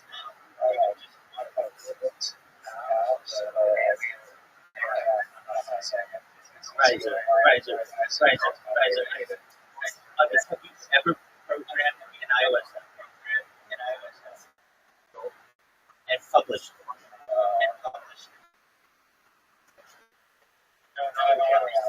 Okay, so right there, you don't know what you're talking about. You have to make sure that it meets the App Store's criteria. And App Store, if you use your app to ensure that it is not only properly programmed, but there aren't any security issues with it. Android does the same thing.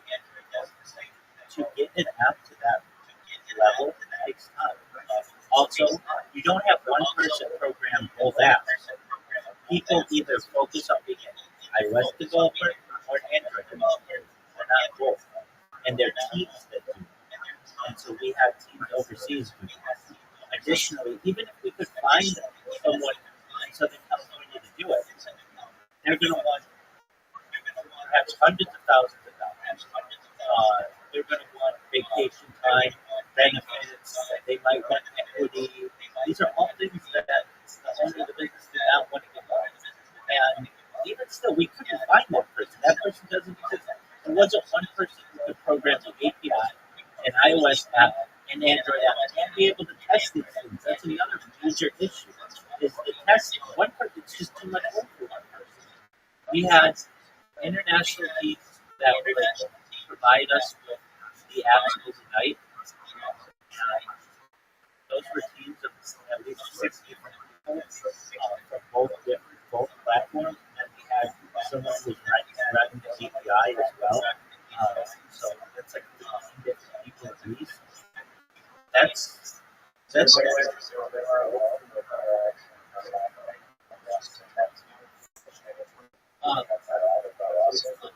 well, I mean, once you throw the not being able to take off the list, I took and the other thing too, this is, and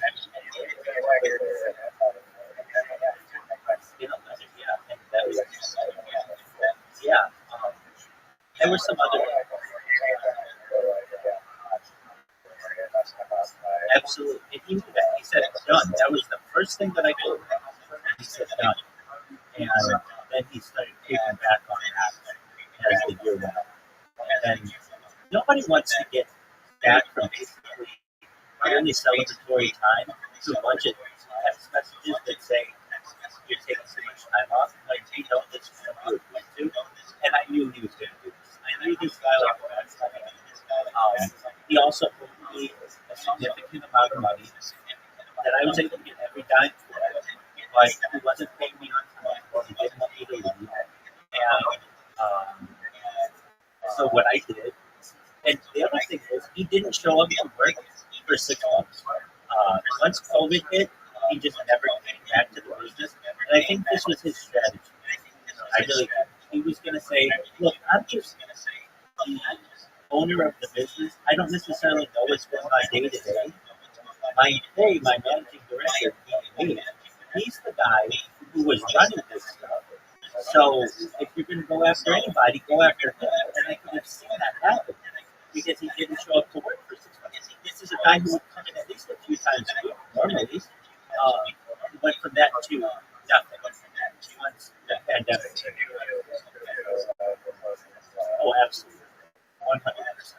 And so his strategy was this: if I don't show up to work and I get sued, then I can just say that it was my employees doing it. It was during the pandemic or whatever, and I didn't comment with it. But I had no idea. I didn't know anything about this. So don't come after me. Come after the director. And I was the director. And I could see this happening. And, yeah, I mean, I dealt with this guy for over 3 years. I knew his personality. I knew how he operated. Almost 5 years of that. And I did not trust this guy further than I could throw. And so it was at that point, it was like the month of June, where I had basically been prepared to pass the project management professional exam, and I been studying for that for a year. And I took the employees, each one of them individually, and I trusted them, and they were really good people. And I said to each one of them that I was going to help them to develop their resumes and their cover letters, and if they needed me as a reference, but that there was a very high chance that this research could get sued, and if it is, then I don't know what's going to happen. And they all knew how the owner of this business was. They knew he was absolutely good. They knew him in many ways, and I knew how bad he was. And I said, we're going to go through your work history, your contact information, where I think you could be the best position in the future. And I explained to them, you should be working here. You should be working for a doctor. You should be working in a bank. You're all bilingual. You're extremely competent for the customer service aspect. And I would hope you get another job. And so I rewrote all of their resumes, and I talked to one person after I left, and I asked her what happened. And she said, once the company got sued, the owner fired him. Because he didn't want any connection. He didn't want them to be able to be witnesses to what we were doing. And fortunately, they all found out. But I wanted to make sure that they were as prepared as possible to be successful, because I knew what was going to happen. And it was a very strange time. This was in the middle of the pandemic. This was early 2020. The guy hadn't come into work. Also, a thing that changed things in Southern California was they made the brick and mortar car wash, they shut them down. So we had far more business than we ever had. Far more. Can you imagine? It was illegal for you to open your brick and mortar car wash. So the only way that people could get their car washed was through on-demand services. Recognized like because you weren't allowed to for a few reasons. The 6 feet, you remember that whole deal? You couldn't have like people working anything like closer than 6 feet. And I think the big argument was for the state of California, the optics of that if you have somebody, if you're rolling down your window and somebody's exchanging money and somebody's going inside your car, you're right there that you're not going to be able to maintain that 6 feet of distance. So they just shut them down. And basically every business in California that wasn't had like outdoor service, it wasn't considered a what did they call it? A mandatory business was shut down. And we barely made that mandatory business exception because we argued that we were a transportation company. Or we had a transportation exemption. And we got away with that. Nobody ever pressed us on it. But it was an incredibly strange time. Then on top of that, there were the protests that were going on. And we had a protest outside of our building because of the whole George Floyd thing. And I remember I thought they were going to in my car. And I completely surrounded of people. The police were all there. The protesters were there. I thought they were going to break into the building. And we're fortunate that they didn't, but they did break into buildings down the street. And, you never know what was going to happen. It's a very stressful time. But long story short, I got out just in time. And I was very, very happy with the job that I got there. Eventually, that's what allowed me to do as independent reasons as he did. It paid way more money. It had benefits. It had stability. And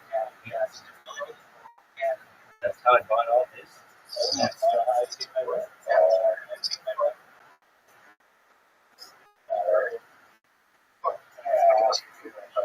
Go ahead.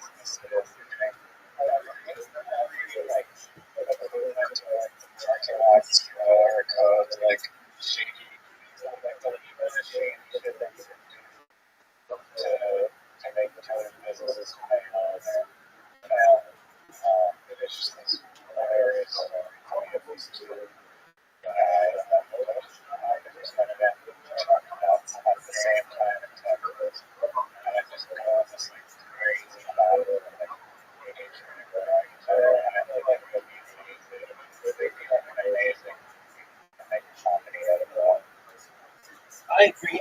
I'm surprised that there aren't more business related movies. I really liked it. Did you watch the one called Flamin' Dots? The guy who allegedly came out with Flamin' Cheetos. Oh, Ava Longoria, you know who that is? She's like front desk lady. She directed it. She's also directing a new movie with the Kardashian and Kaiser.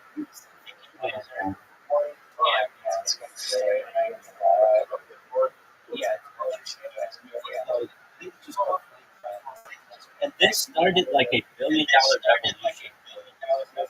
So what it was, this is the story. This is not technically how it happened. I would think about something. All right, so there was this janitor at the Frito-Lay plant in Plano, Texas, who was he was a janitor, and he I think they had something like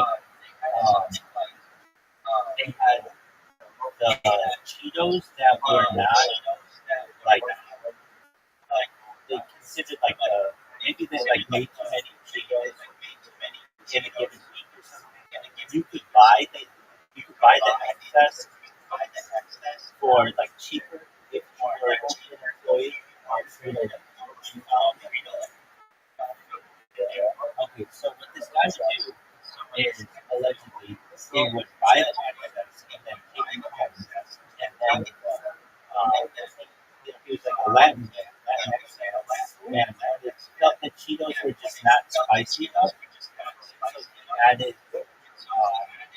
like some spices to it, and really liked it, and he gave it down to some people, I think associated with like you should know, Frito Lay was owned by Pepsi at the time, and eventually the CEO of Pepsi came to the plant, just like visiting it, and met with the employees, and the janitor guy allegedly said to the CEO, "Hey, I have a really good idea. We should make like spicier Cheetos." And the CEO was like, "Okay, well, talk to the plant manager about it and see if they can do it."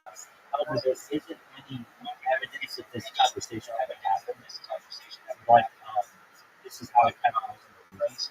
And so they do all kinds of pushback on this. They're like, "No, you're just a janitor. You don't, you're not like in the process of doing this." Like, no, like I really think this is a good idea.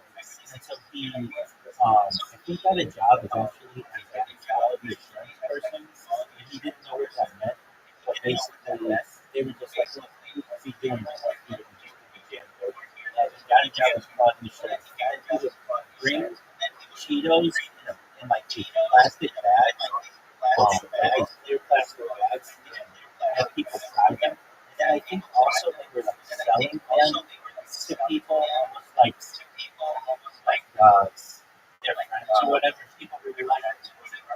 And then the people at Frito Lay Company were like, "Okay, we'll give this a try." And they test marketed it. And they test marketed it in like a bunch of different places. And amongst the American public, they didn't do really well. But amongst the Latinx community, they skyrocketed. They were super, super popular. And people said, "Hey, we might have something there." And then eventually they started selling that. And now there's flaming hot everything. There's flaming hot pajamas. There's flaming hot Doritos. There's flaming hot, like onion rings. Like they put their flaming hot shit on all kinds of stuff. And it's a movie about it. And the guy who invented flaming hot stuff did not make any money off of that idea, but he did become like a motivational speaker for the Frito Lay Company, something like that. Now it's a really great story, right?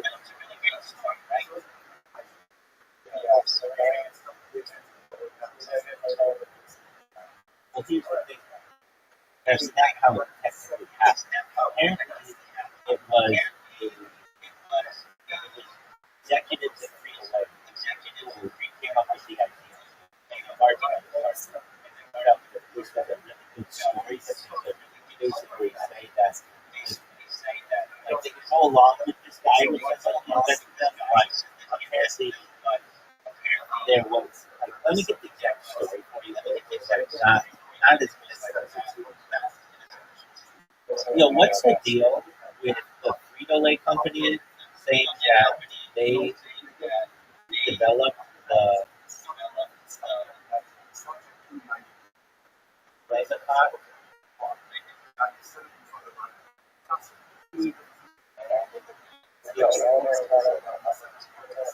Yeah. No. Yo.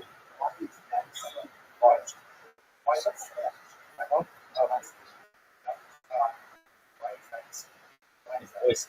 Yo. Yo, yo, yo, yo, yo. Yo.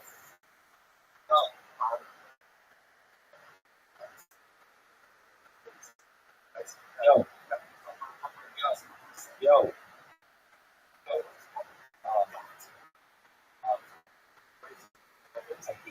We don't.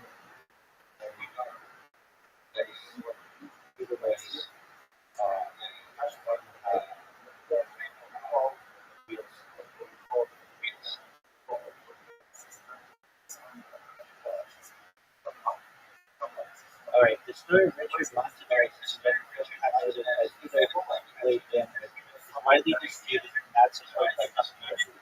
Freedom ways officials stand based on the current investigation that Montanari did not create any conflict. The company standing beyond of our record for the district of Oregon Territory and Atlanta Matter testimony. The snap was developed in 1989 by the team of engaged Frito Lay at their corporate headquarters in Plano, Texas, specifically investigate fellows. It was tasked with creating a spicy snack. The product was tested in 1990 and launched nationally in 1992. Montanez's account claims he took unflavored Cheetos college after a machine malfunction. These accounted chili powders, inspired by a Mexican street food, and pitched the idea to CEO Roger and Diaz. However, in this timeline, the difference is Enrico did not join Frito Lay until 1991, months after the product was had already been tested. Despite the controversy, Montanez did rise from janitor to executive at Frito Lay and played a role in marketing to Hispanic consumers. Frito Lay acknowledges his contribution to the company and its understanding of the Latinx market, but does not credit him with the invention of flavor options. The 2023 film Flame It Hot, directed by Evelyn Gordon, is marketed as a true story, but is based on Montanez's perspective. The filmmakers stated that they were aware of the dispute, but chose to tell his story as his truth. Frito Lay has not opposed the film, calling it Richard Montanez's story told from his point of view. Does that make sense?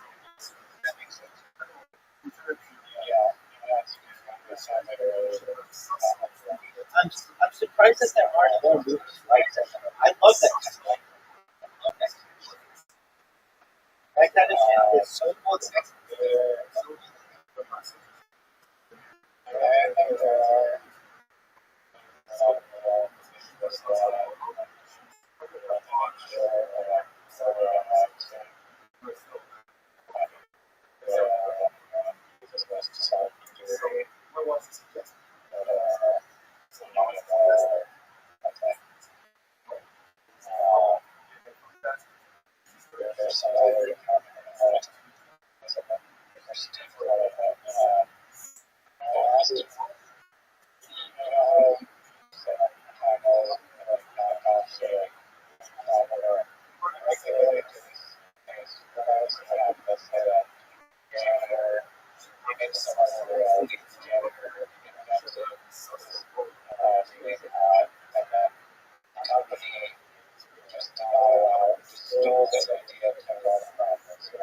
Right?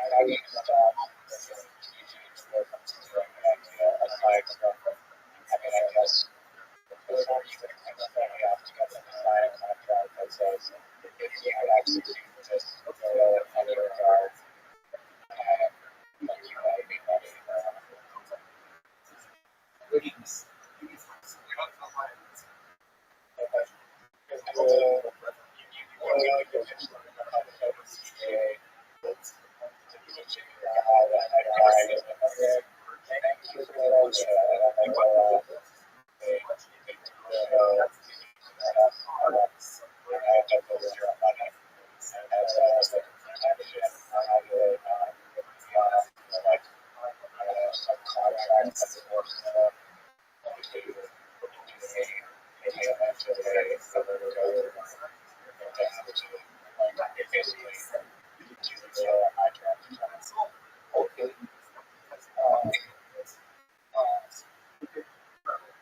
I mean, so you're just like, how do you protect your?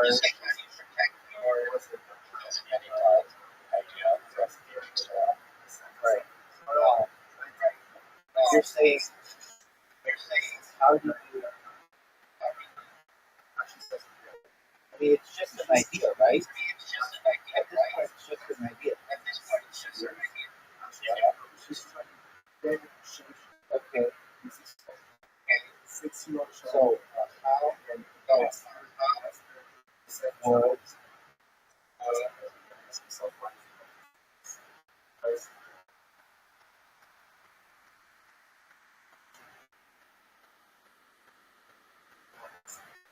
how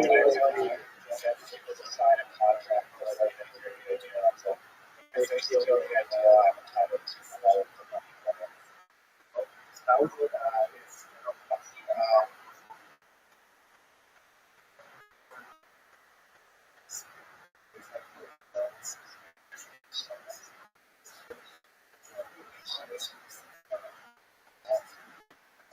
how would I protect myself outside?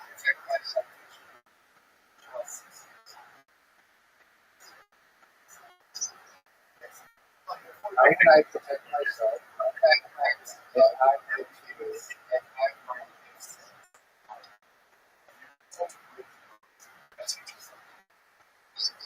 let's say I have a really good idea for a business and I take it to another business, like a really good mini idea, and I take it to the how do I stop it from not working at all?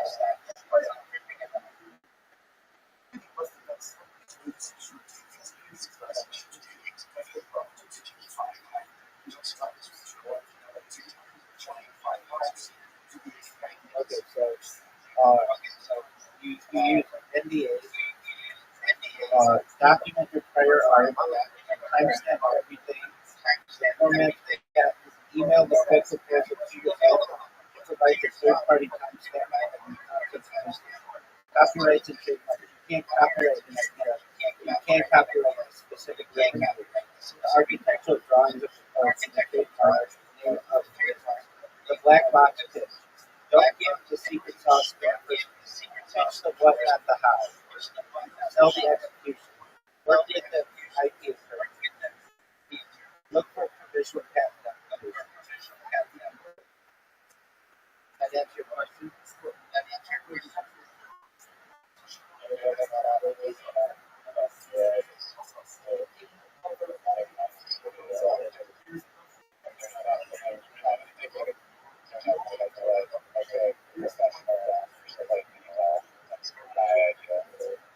I don't think you can.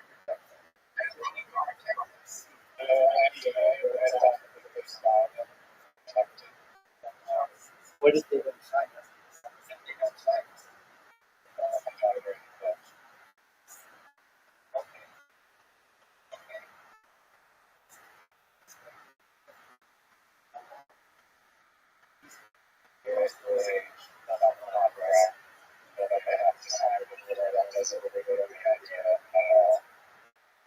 They're not going to do that.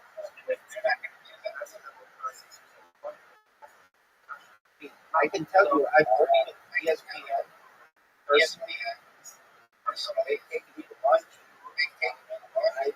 I know I say that, but I signed biggest, their highest paid employee on television. I signed to a very, very well negotiated contract. And in order to do business with them, you got to sign a lot of paperwork in order to just get in the door. So they may say that you have to sign an NDA. They may not sign an NDA. I know that they check your credit. They basically want to make sure that you have funds in the bank. So if they're going to do anything with you, they want to make sure you're vetted.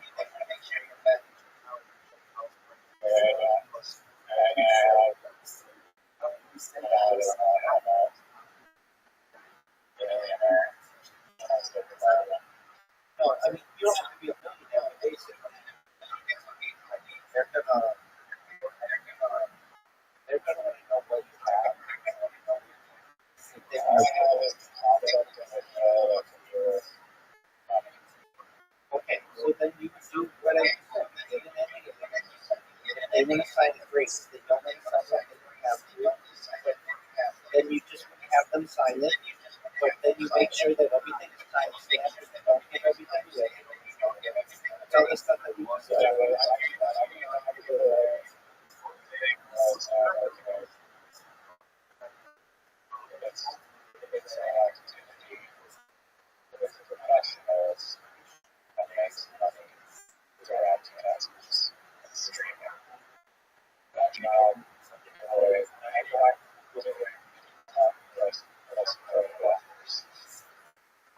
But that's the thing. That's the thing. You can't have them to trademark that idea, but your rules. So you would have specific rules. So you could go in there and you'd be like, hey, you got this idea for celebrity golf. You know that it's already been done. But I have better rules than the other guy. But I can't tell you the rules right now. If you're interested, then let's get to negotiation. I already have the rules packaged, and then you can give them whatever your special rules are. Does that make sense?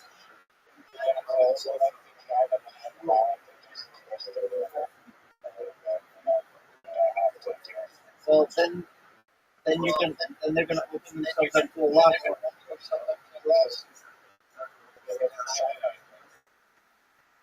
That's okay if they still take your idea. If they still steer it, then you can sue them for it.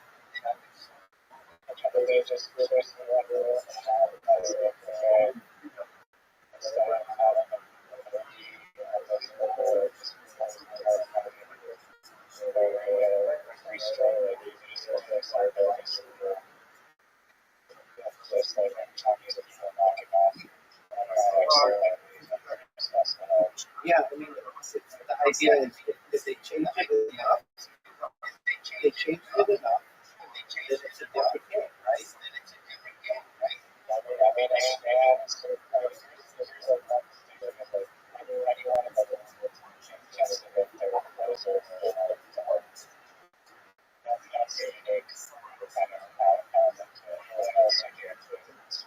Okay. So you're saying anybody in the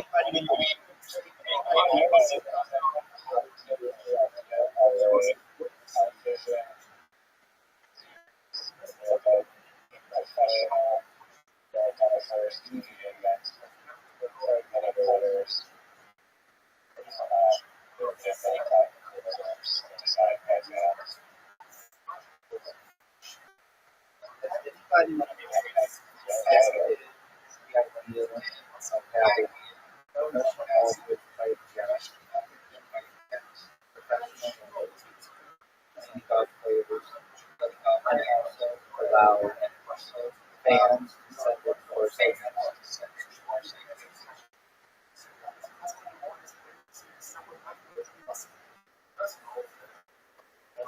There's no evidence of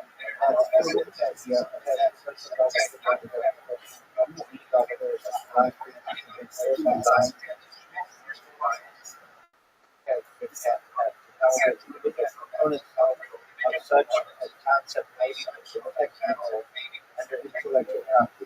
Professional golfers versus golfers. While the idea of competition between these two groups is not the concept of sports crossover events and has PGA play compete on wacky mini golf courses has been discussed on platforms like Reddit as entertainment as fan supported ideas. The fan supported course ideas. Integration of fan generated content, people connected to formats quickly under interactive marketing platforms and crowdsourcing systems, which are technology. For example, patents exist for interactive sportscast platforms, user game design, and user-generated content systems used in gaming communities. And while the overall idea of that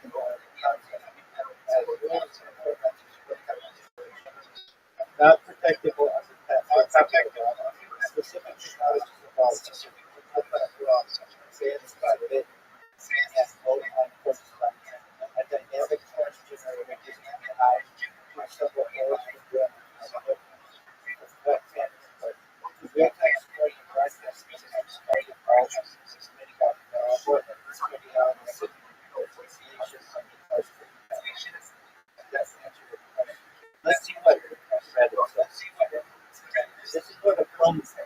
competitions like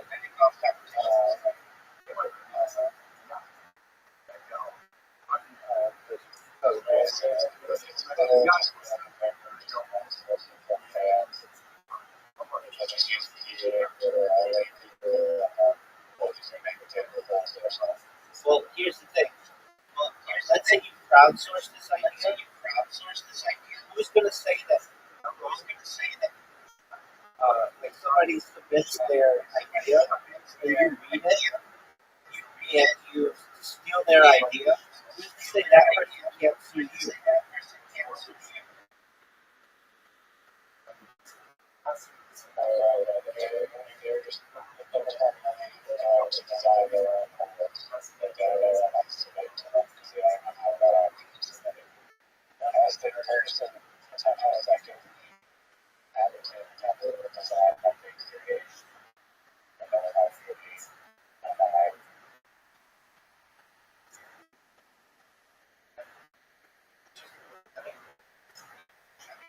If you're really that interested in it, you would get a patent attorney. Patent attorneys are some of the most expensive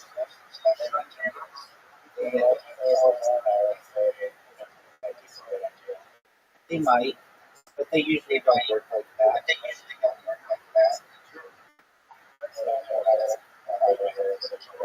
They do great at getting hey, that's right.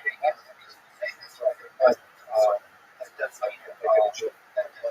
But it's not out of like probably could get all the things for something like so it's not like 500,000,000. Yeah, but you definitely but what do you have here that's special? So you basically have an idea that already exists, which is really nice, and having a crossover in it, which already exists. And your idea is just to crowdsource people's ideas, which already exists. Now, if you have like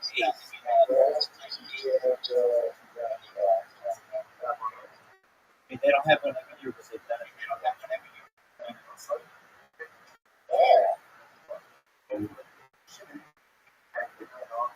When did the PGA Tour host some type of event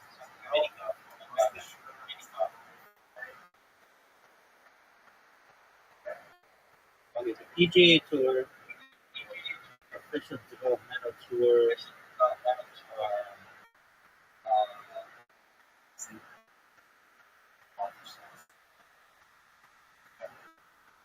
okay.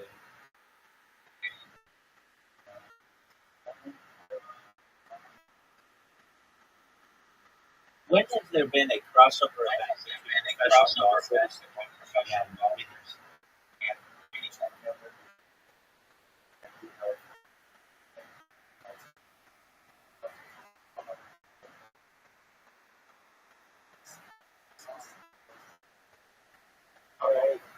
Wait, hold on.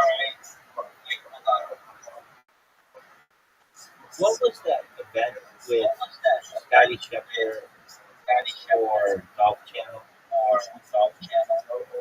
where they did all kinds of things? They were like skills challenges.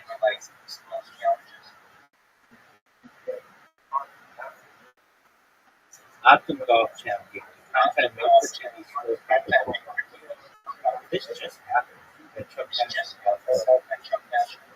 Rory McIlroy. Okay. So they had a time drive competition, time short game competition, working cup challenge, team relay challenge. What you're thinking is, but they've never had PGA Tour players play mini golf. PGA Tour players.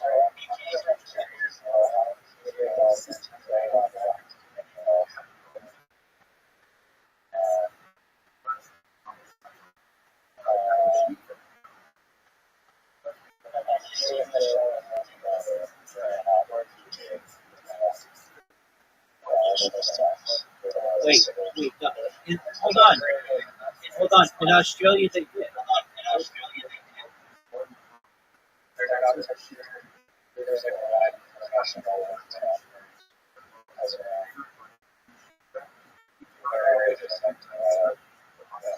I get that. You're thinking that because somebody's on the PGA Tour, they're good at mini golf. And I'm making the argument that they're actually not good at mini golf. They're probably a little bit better than average. Mini golf involves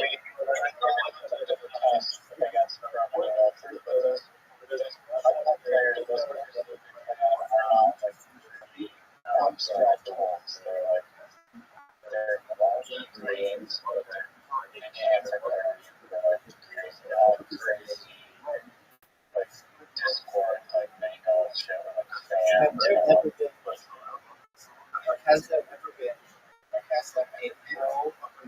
pro golfer versus a pro mini golfer crossover? If so, why not? Who do you think would win?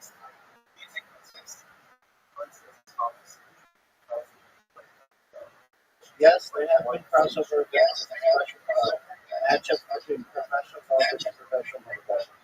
So almost high profile head-to-head competition. There has been a two-time rating champion, a 25 champion, $25,000 U.S. Pro Mini Golf Association Hawaiian Rumble has stated outright that they can beat us, emphasizing that even elite PGA Tour players would struggle with extensive preparation and practice. I agree. He notes that professional mini golf players may specifically for the unique challenges of the game, such as brick walls, moving obstacles, and deceptive strokes, where precision and course-specific knowledge is shown. Similarly, Ryan Patrick, lead announcer for the PGA Tour Network, covered the USPM Masters that observed that even skilled scratch golfers play at or near par were kicked ass by the pros. He noted that Jordan Spieth and Kevin Na would likely struggle against the top tier mini golf competitors like two-time champion Olivia Perkova and Matt who holds the record for the lowest sub-30 average. While no official PGA golf showdown has been held, informal events like Rose versus Rose Mini Golf, suggested for streamers like Rabbi, highlight the growing interest in such matches. These would likely involve handicaps, best ball formats to balance the schedule. In this matchup, professional mini golfers would almost certainly win due to their specialized training, deep familiarity with the course's zone, and ability to handle the randomness obstacles that define the game. Let me stop present. What do you say?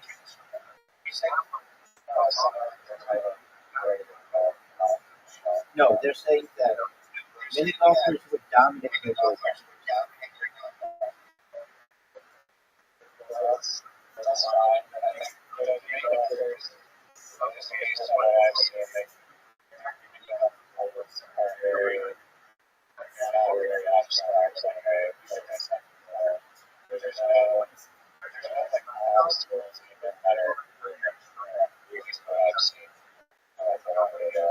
You've never seen a windmill?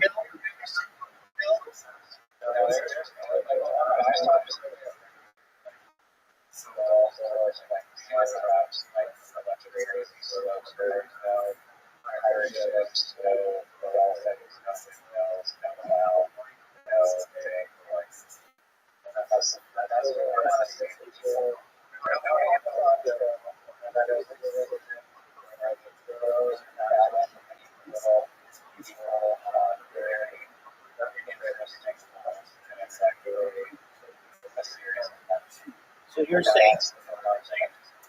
you're asking, did the Holy Moly golf show ever have a clown or a windmill or any kind of classic miniature golf?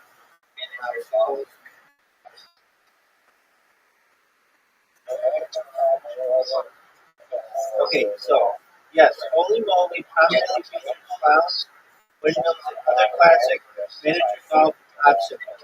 It has windmills, clowns, it has slippery slopes, fuzzy cuts, water hazards, zip lines, guillotines, glacier climbs, and moving platforms. All designed to test skill and physical depth.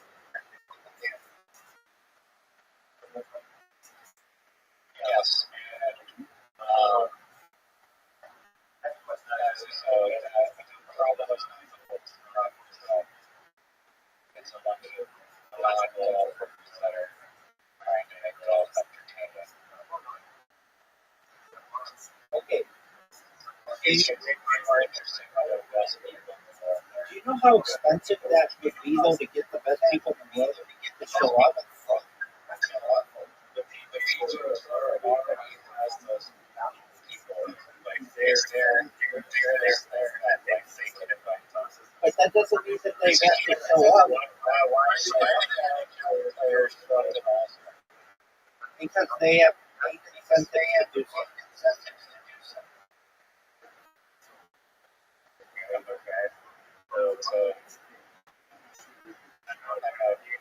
know that is in their contract that we sort of had a drafted it in the last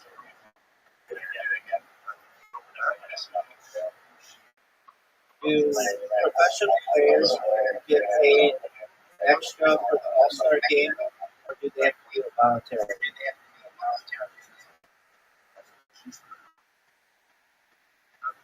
No, professional players do not receive direct payment from the league for simply participating in the All-Star game, but they do earn money through radio and All-Star game bonus. Players on the winning team of the MLB All-Star game split an $800,000 bonus money, which averages to about $25,000 per player. This bonus is awarded only if they play and are on the roster of the winning team. Then there are fan vote bonuses. Here's the thing. Some players have all-star selection clauses in their contracts. For example, they get one guy got $100,000, one guy got $100,000, while other people get $50,000. And then there's the home run derby and skills competition. The home run derby winner receives $1 million.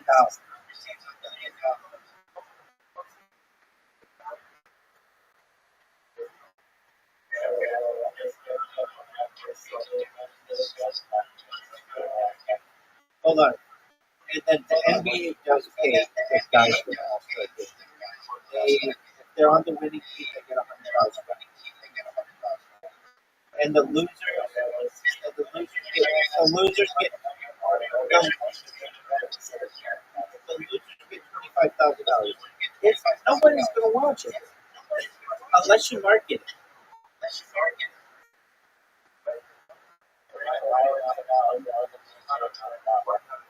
Because there's an argument to be made that it is going to water down their events, and their guys are probably going to lose.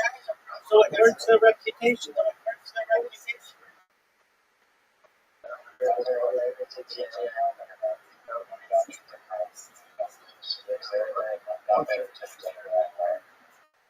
Okay, so now you're talking about guys who are PGA Tour players. You have to pay them. So what's the first going to be?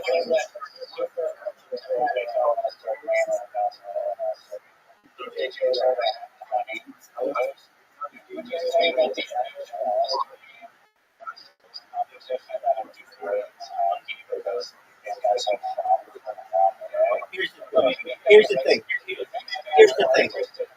The skills competition. Here's the thing. The skills competition are hockey skills.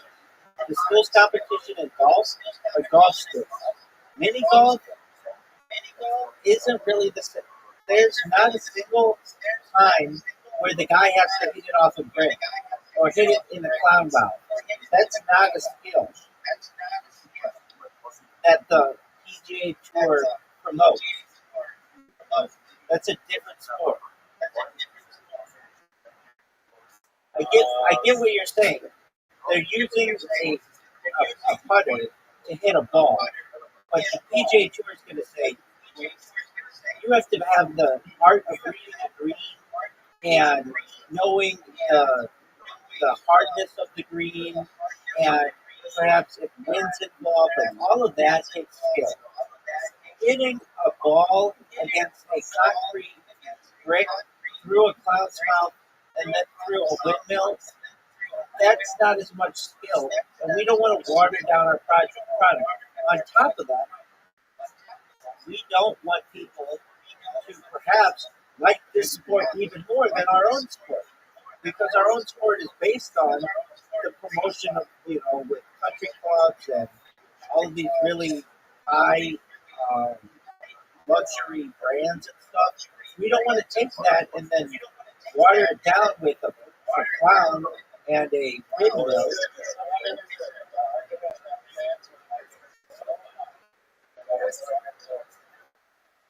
It's such a good thing that people honestly evaluate that.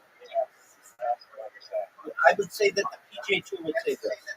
If anything, we should start another league that is the mini golf league, but that already exists.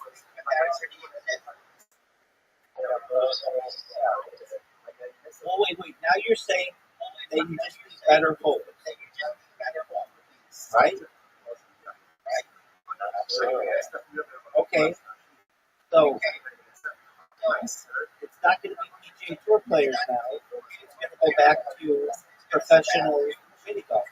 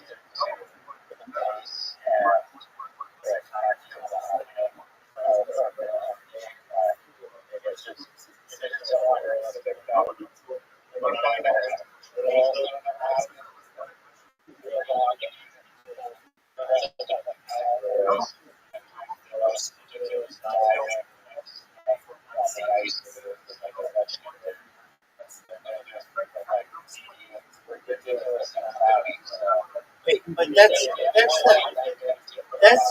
the also.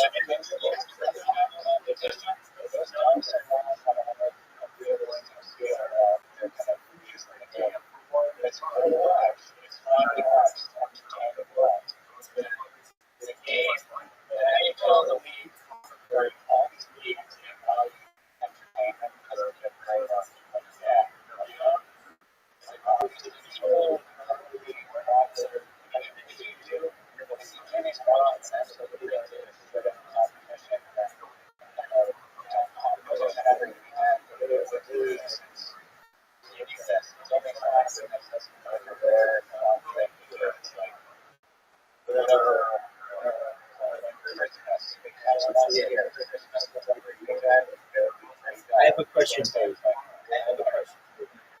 How many dunk competitions has LeBron James ever won?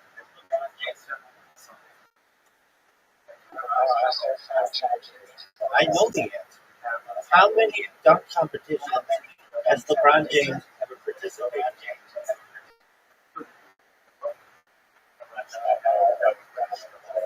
The answer to both of these is zero.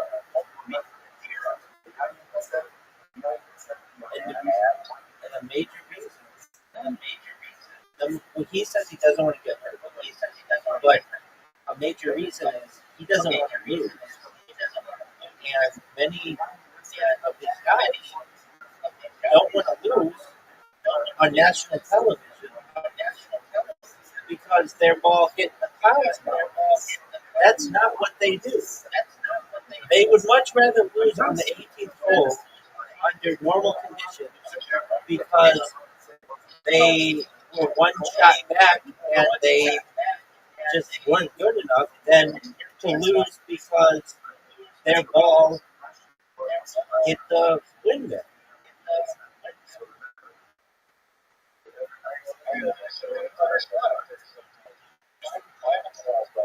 I get that, but that's what they do. That's what they practice. That's what they do. That's what they do.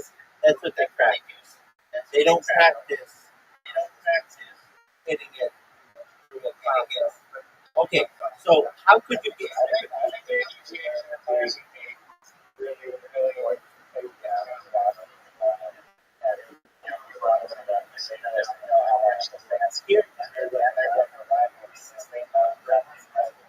Here, here's where here's where I think it would work.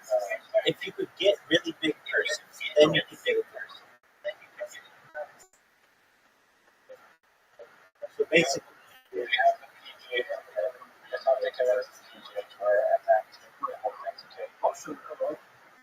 I don't think you convince the PGA Tour. I think you convince the mini golf league to do more advertising and see if they can eventually get a television contract. And then once they do that, then like basically make the mini golf league bigger than the PGA Tour. I'm serious. I think you could. I absolutely think you could. If you turned the mini golf league into NASCAR, where you sold every square inch of everything for advertising, you could make a lot of money doing that.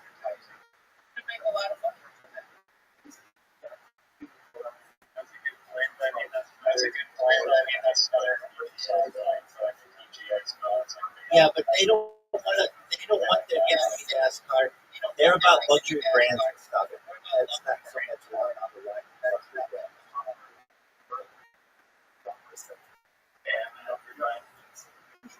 No, they don't ban advertising, but they want it in a classy way.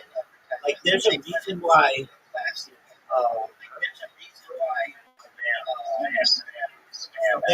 There was something about Augusta.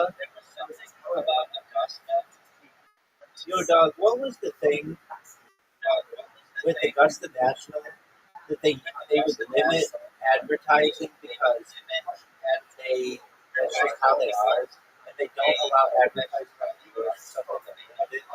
Like, what are their rules? They like limit. They used to even say under commercials, we limit the amount of commercials in the Masters to like 12 minutes an hour.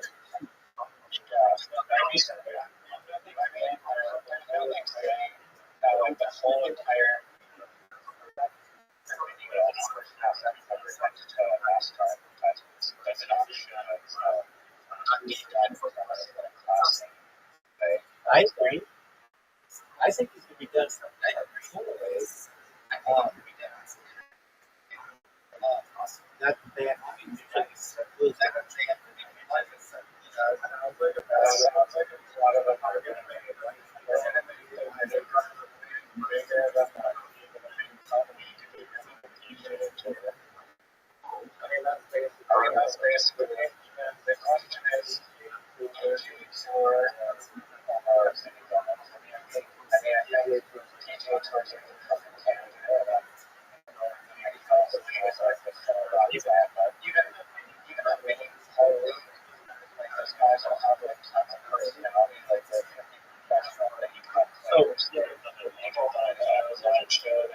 So Augusta says no on-course advertising.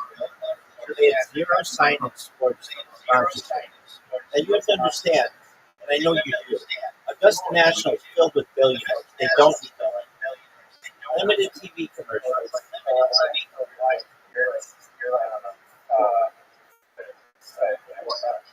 I understand, but they're basically the face limited TV commercials.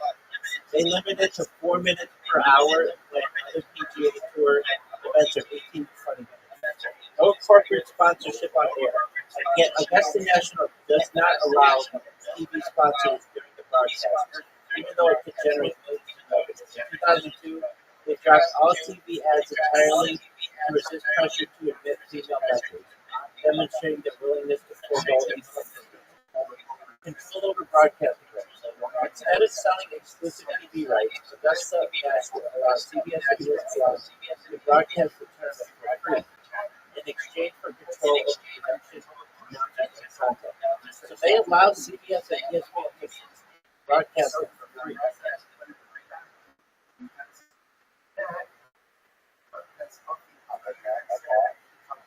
So that's even a thought. That's even a thought. You allow ESPN, let's say ESPN2, to broadcast your event for free. And in exchange, you've just got corporate sponsors all over the place. And the big thing is, and we can't avoid this, how much is the prize pool?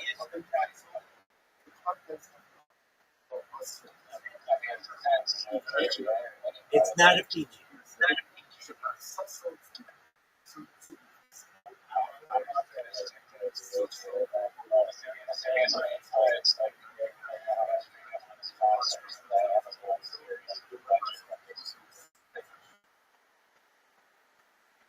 I mean, look, to get okay, you want it to be PGA? Let's say it is PGA. To get a PGA player, you got to offer $1 million. You probably have to offer a $15 million purse, and the winner might get $1 million or two.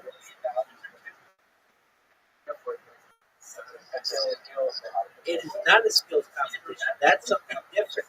This is a mini golf competition.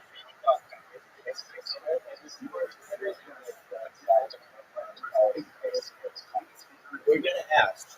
I think it's different. That's like is a mini golf tournament a skills competition equivalent to the PGA Tour?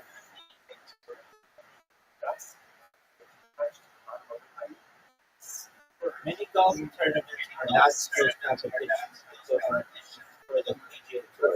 Instead, they are part of a broader ecosystem of lower-tier professional golf tours that should serve a stepping stone for aspiring players aiming to reach skill level mental competitive pressure and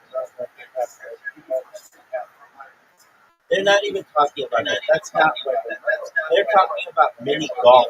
So I should have said like trick that.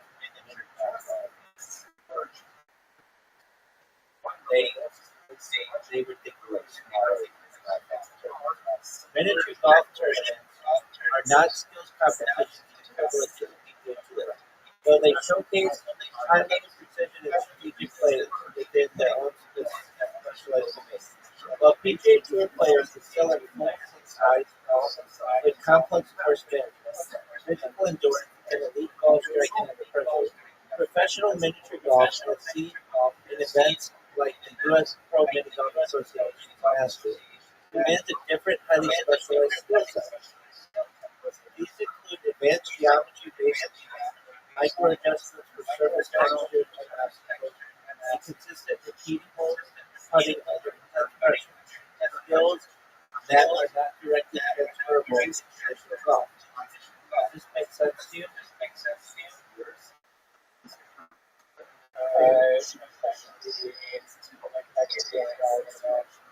But I also just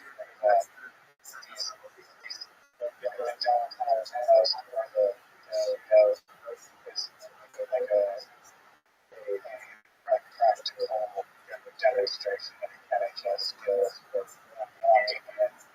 think that was one of it's like, they're just not trying to deal with this. I get that. Even like we had data the stick handling issues, like they had one problem, it's just not that. Okay. So I'm going to help you with this. I'm going to help you. I get what you're saying too.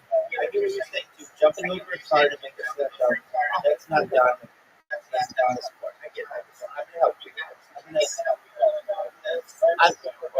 gonna, I'm not, and that's why I think it's kind of a bullshit thing.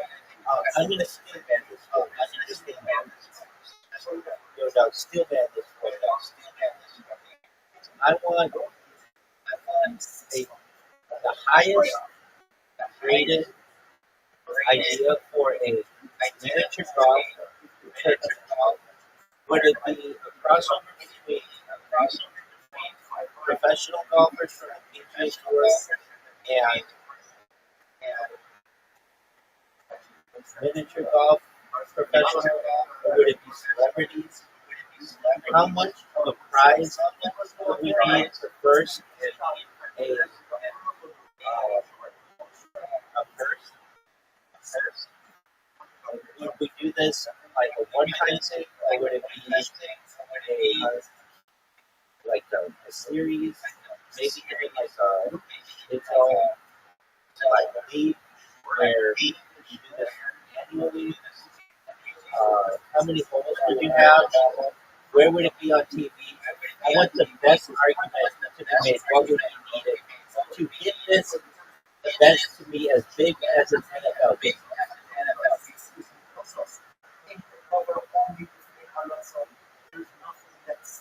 No, this is actually a banger concept. That's what I meant. Let's totally steal man. Or I steal it. Fine. I think mini golf becomes a new spectator sport, not novelty. And poker on ESPN plus UFC production plus Top Golf 5 plus March Madness. A mistake to avoid. LOL. Famous people. The win, skill, stakes, personality syndrome. So who plays? This is the most important decision. Not celebrity performance. Celebrities equal short-term pop, zero legitimacy, guys guys. Not PGA pros. PGA guys are great. The minute of a different skill set. If they dominate, if they don't, it's given. This two-man answer. Try your format. You create contrast, rivalry, and field.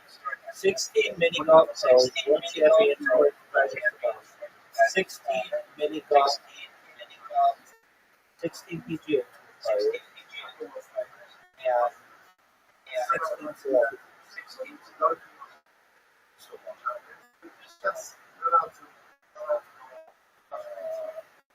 No, 16 wildcard pros, world champions, 16 PGA World Tour pros, and 16 wildcards. Elite YouTubers, former athletes, one A-list celebrity for eyeballs on average. Narrative writes itself. Real golf doesn't translate. These mini golf guides are tailored for adapting the question.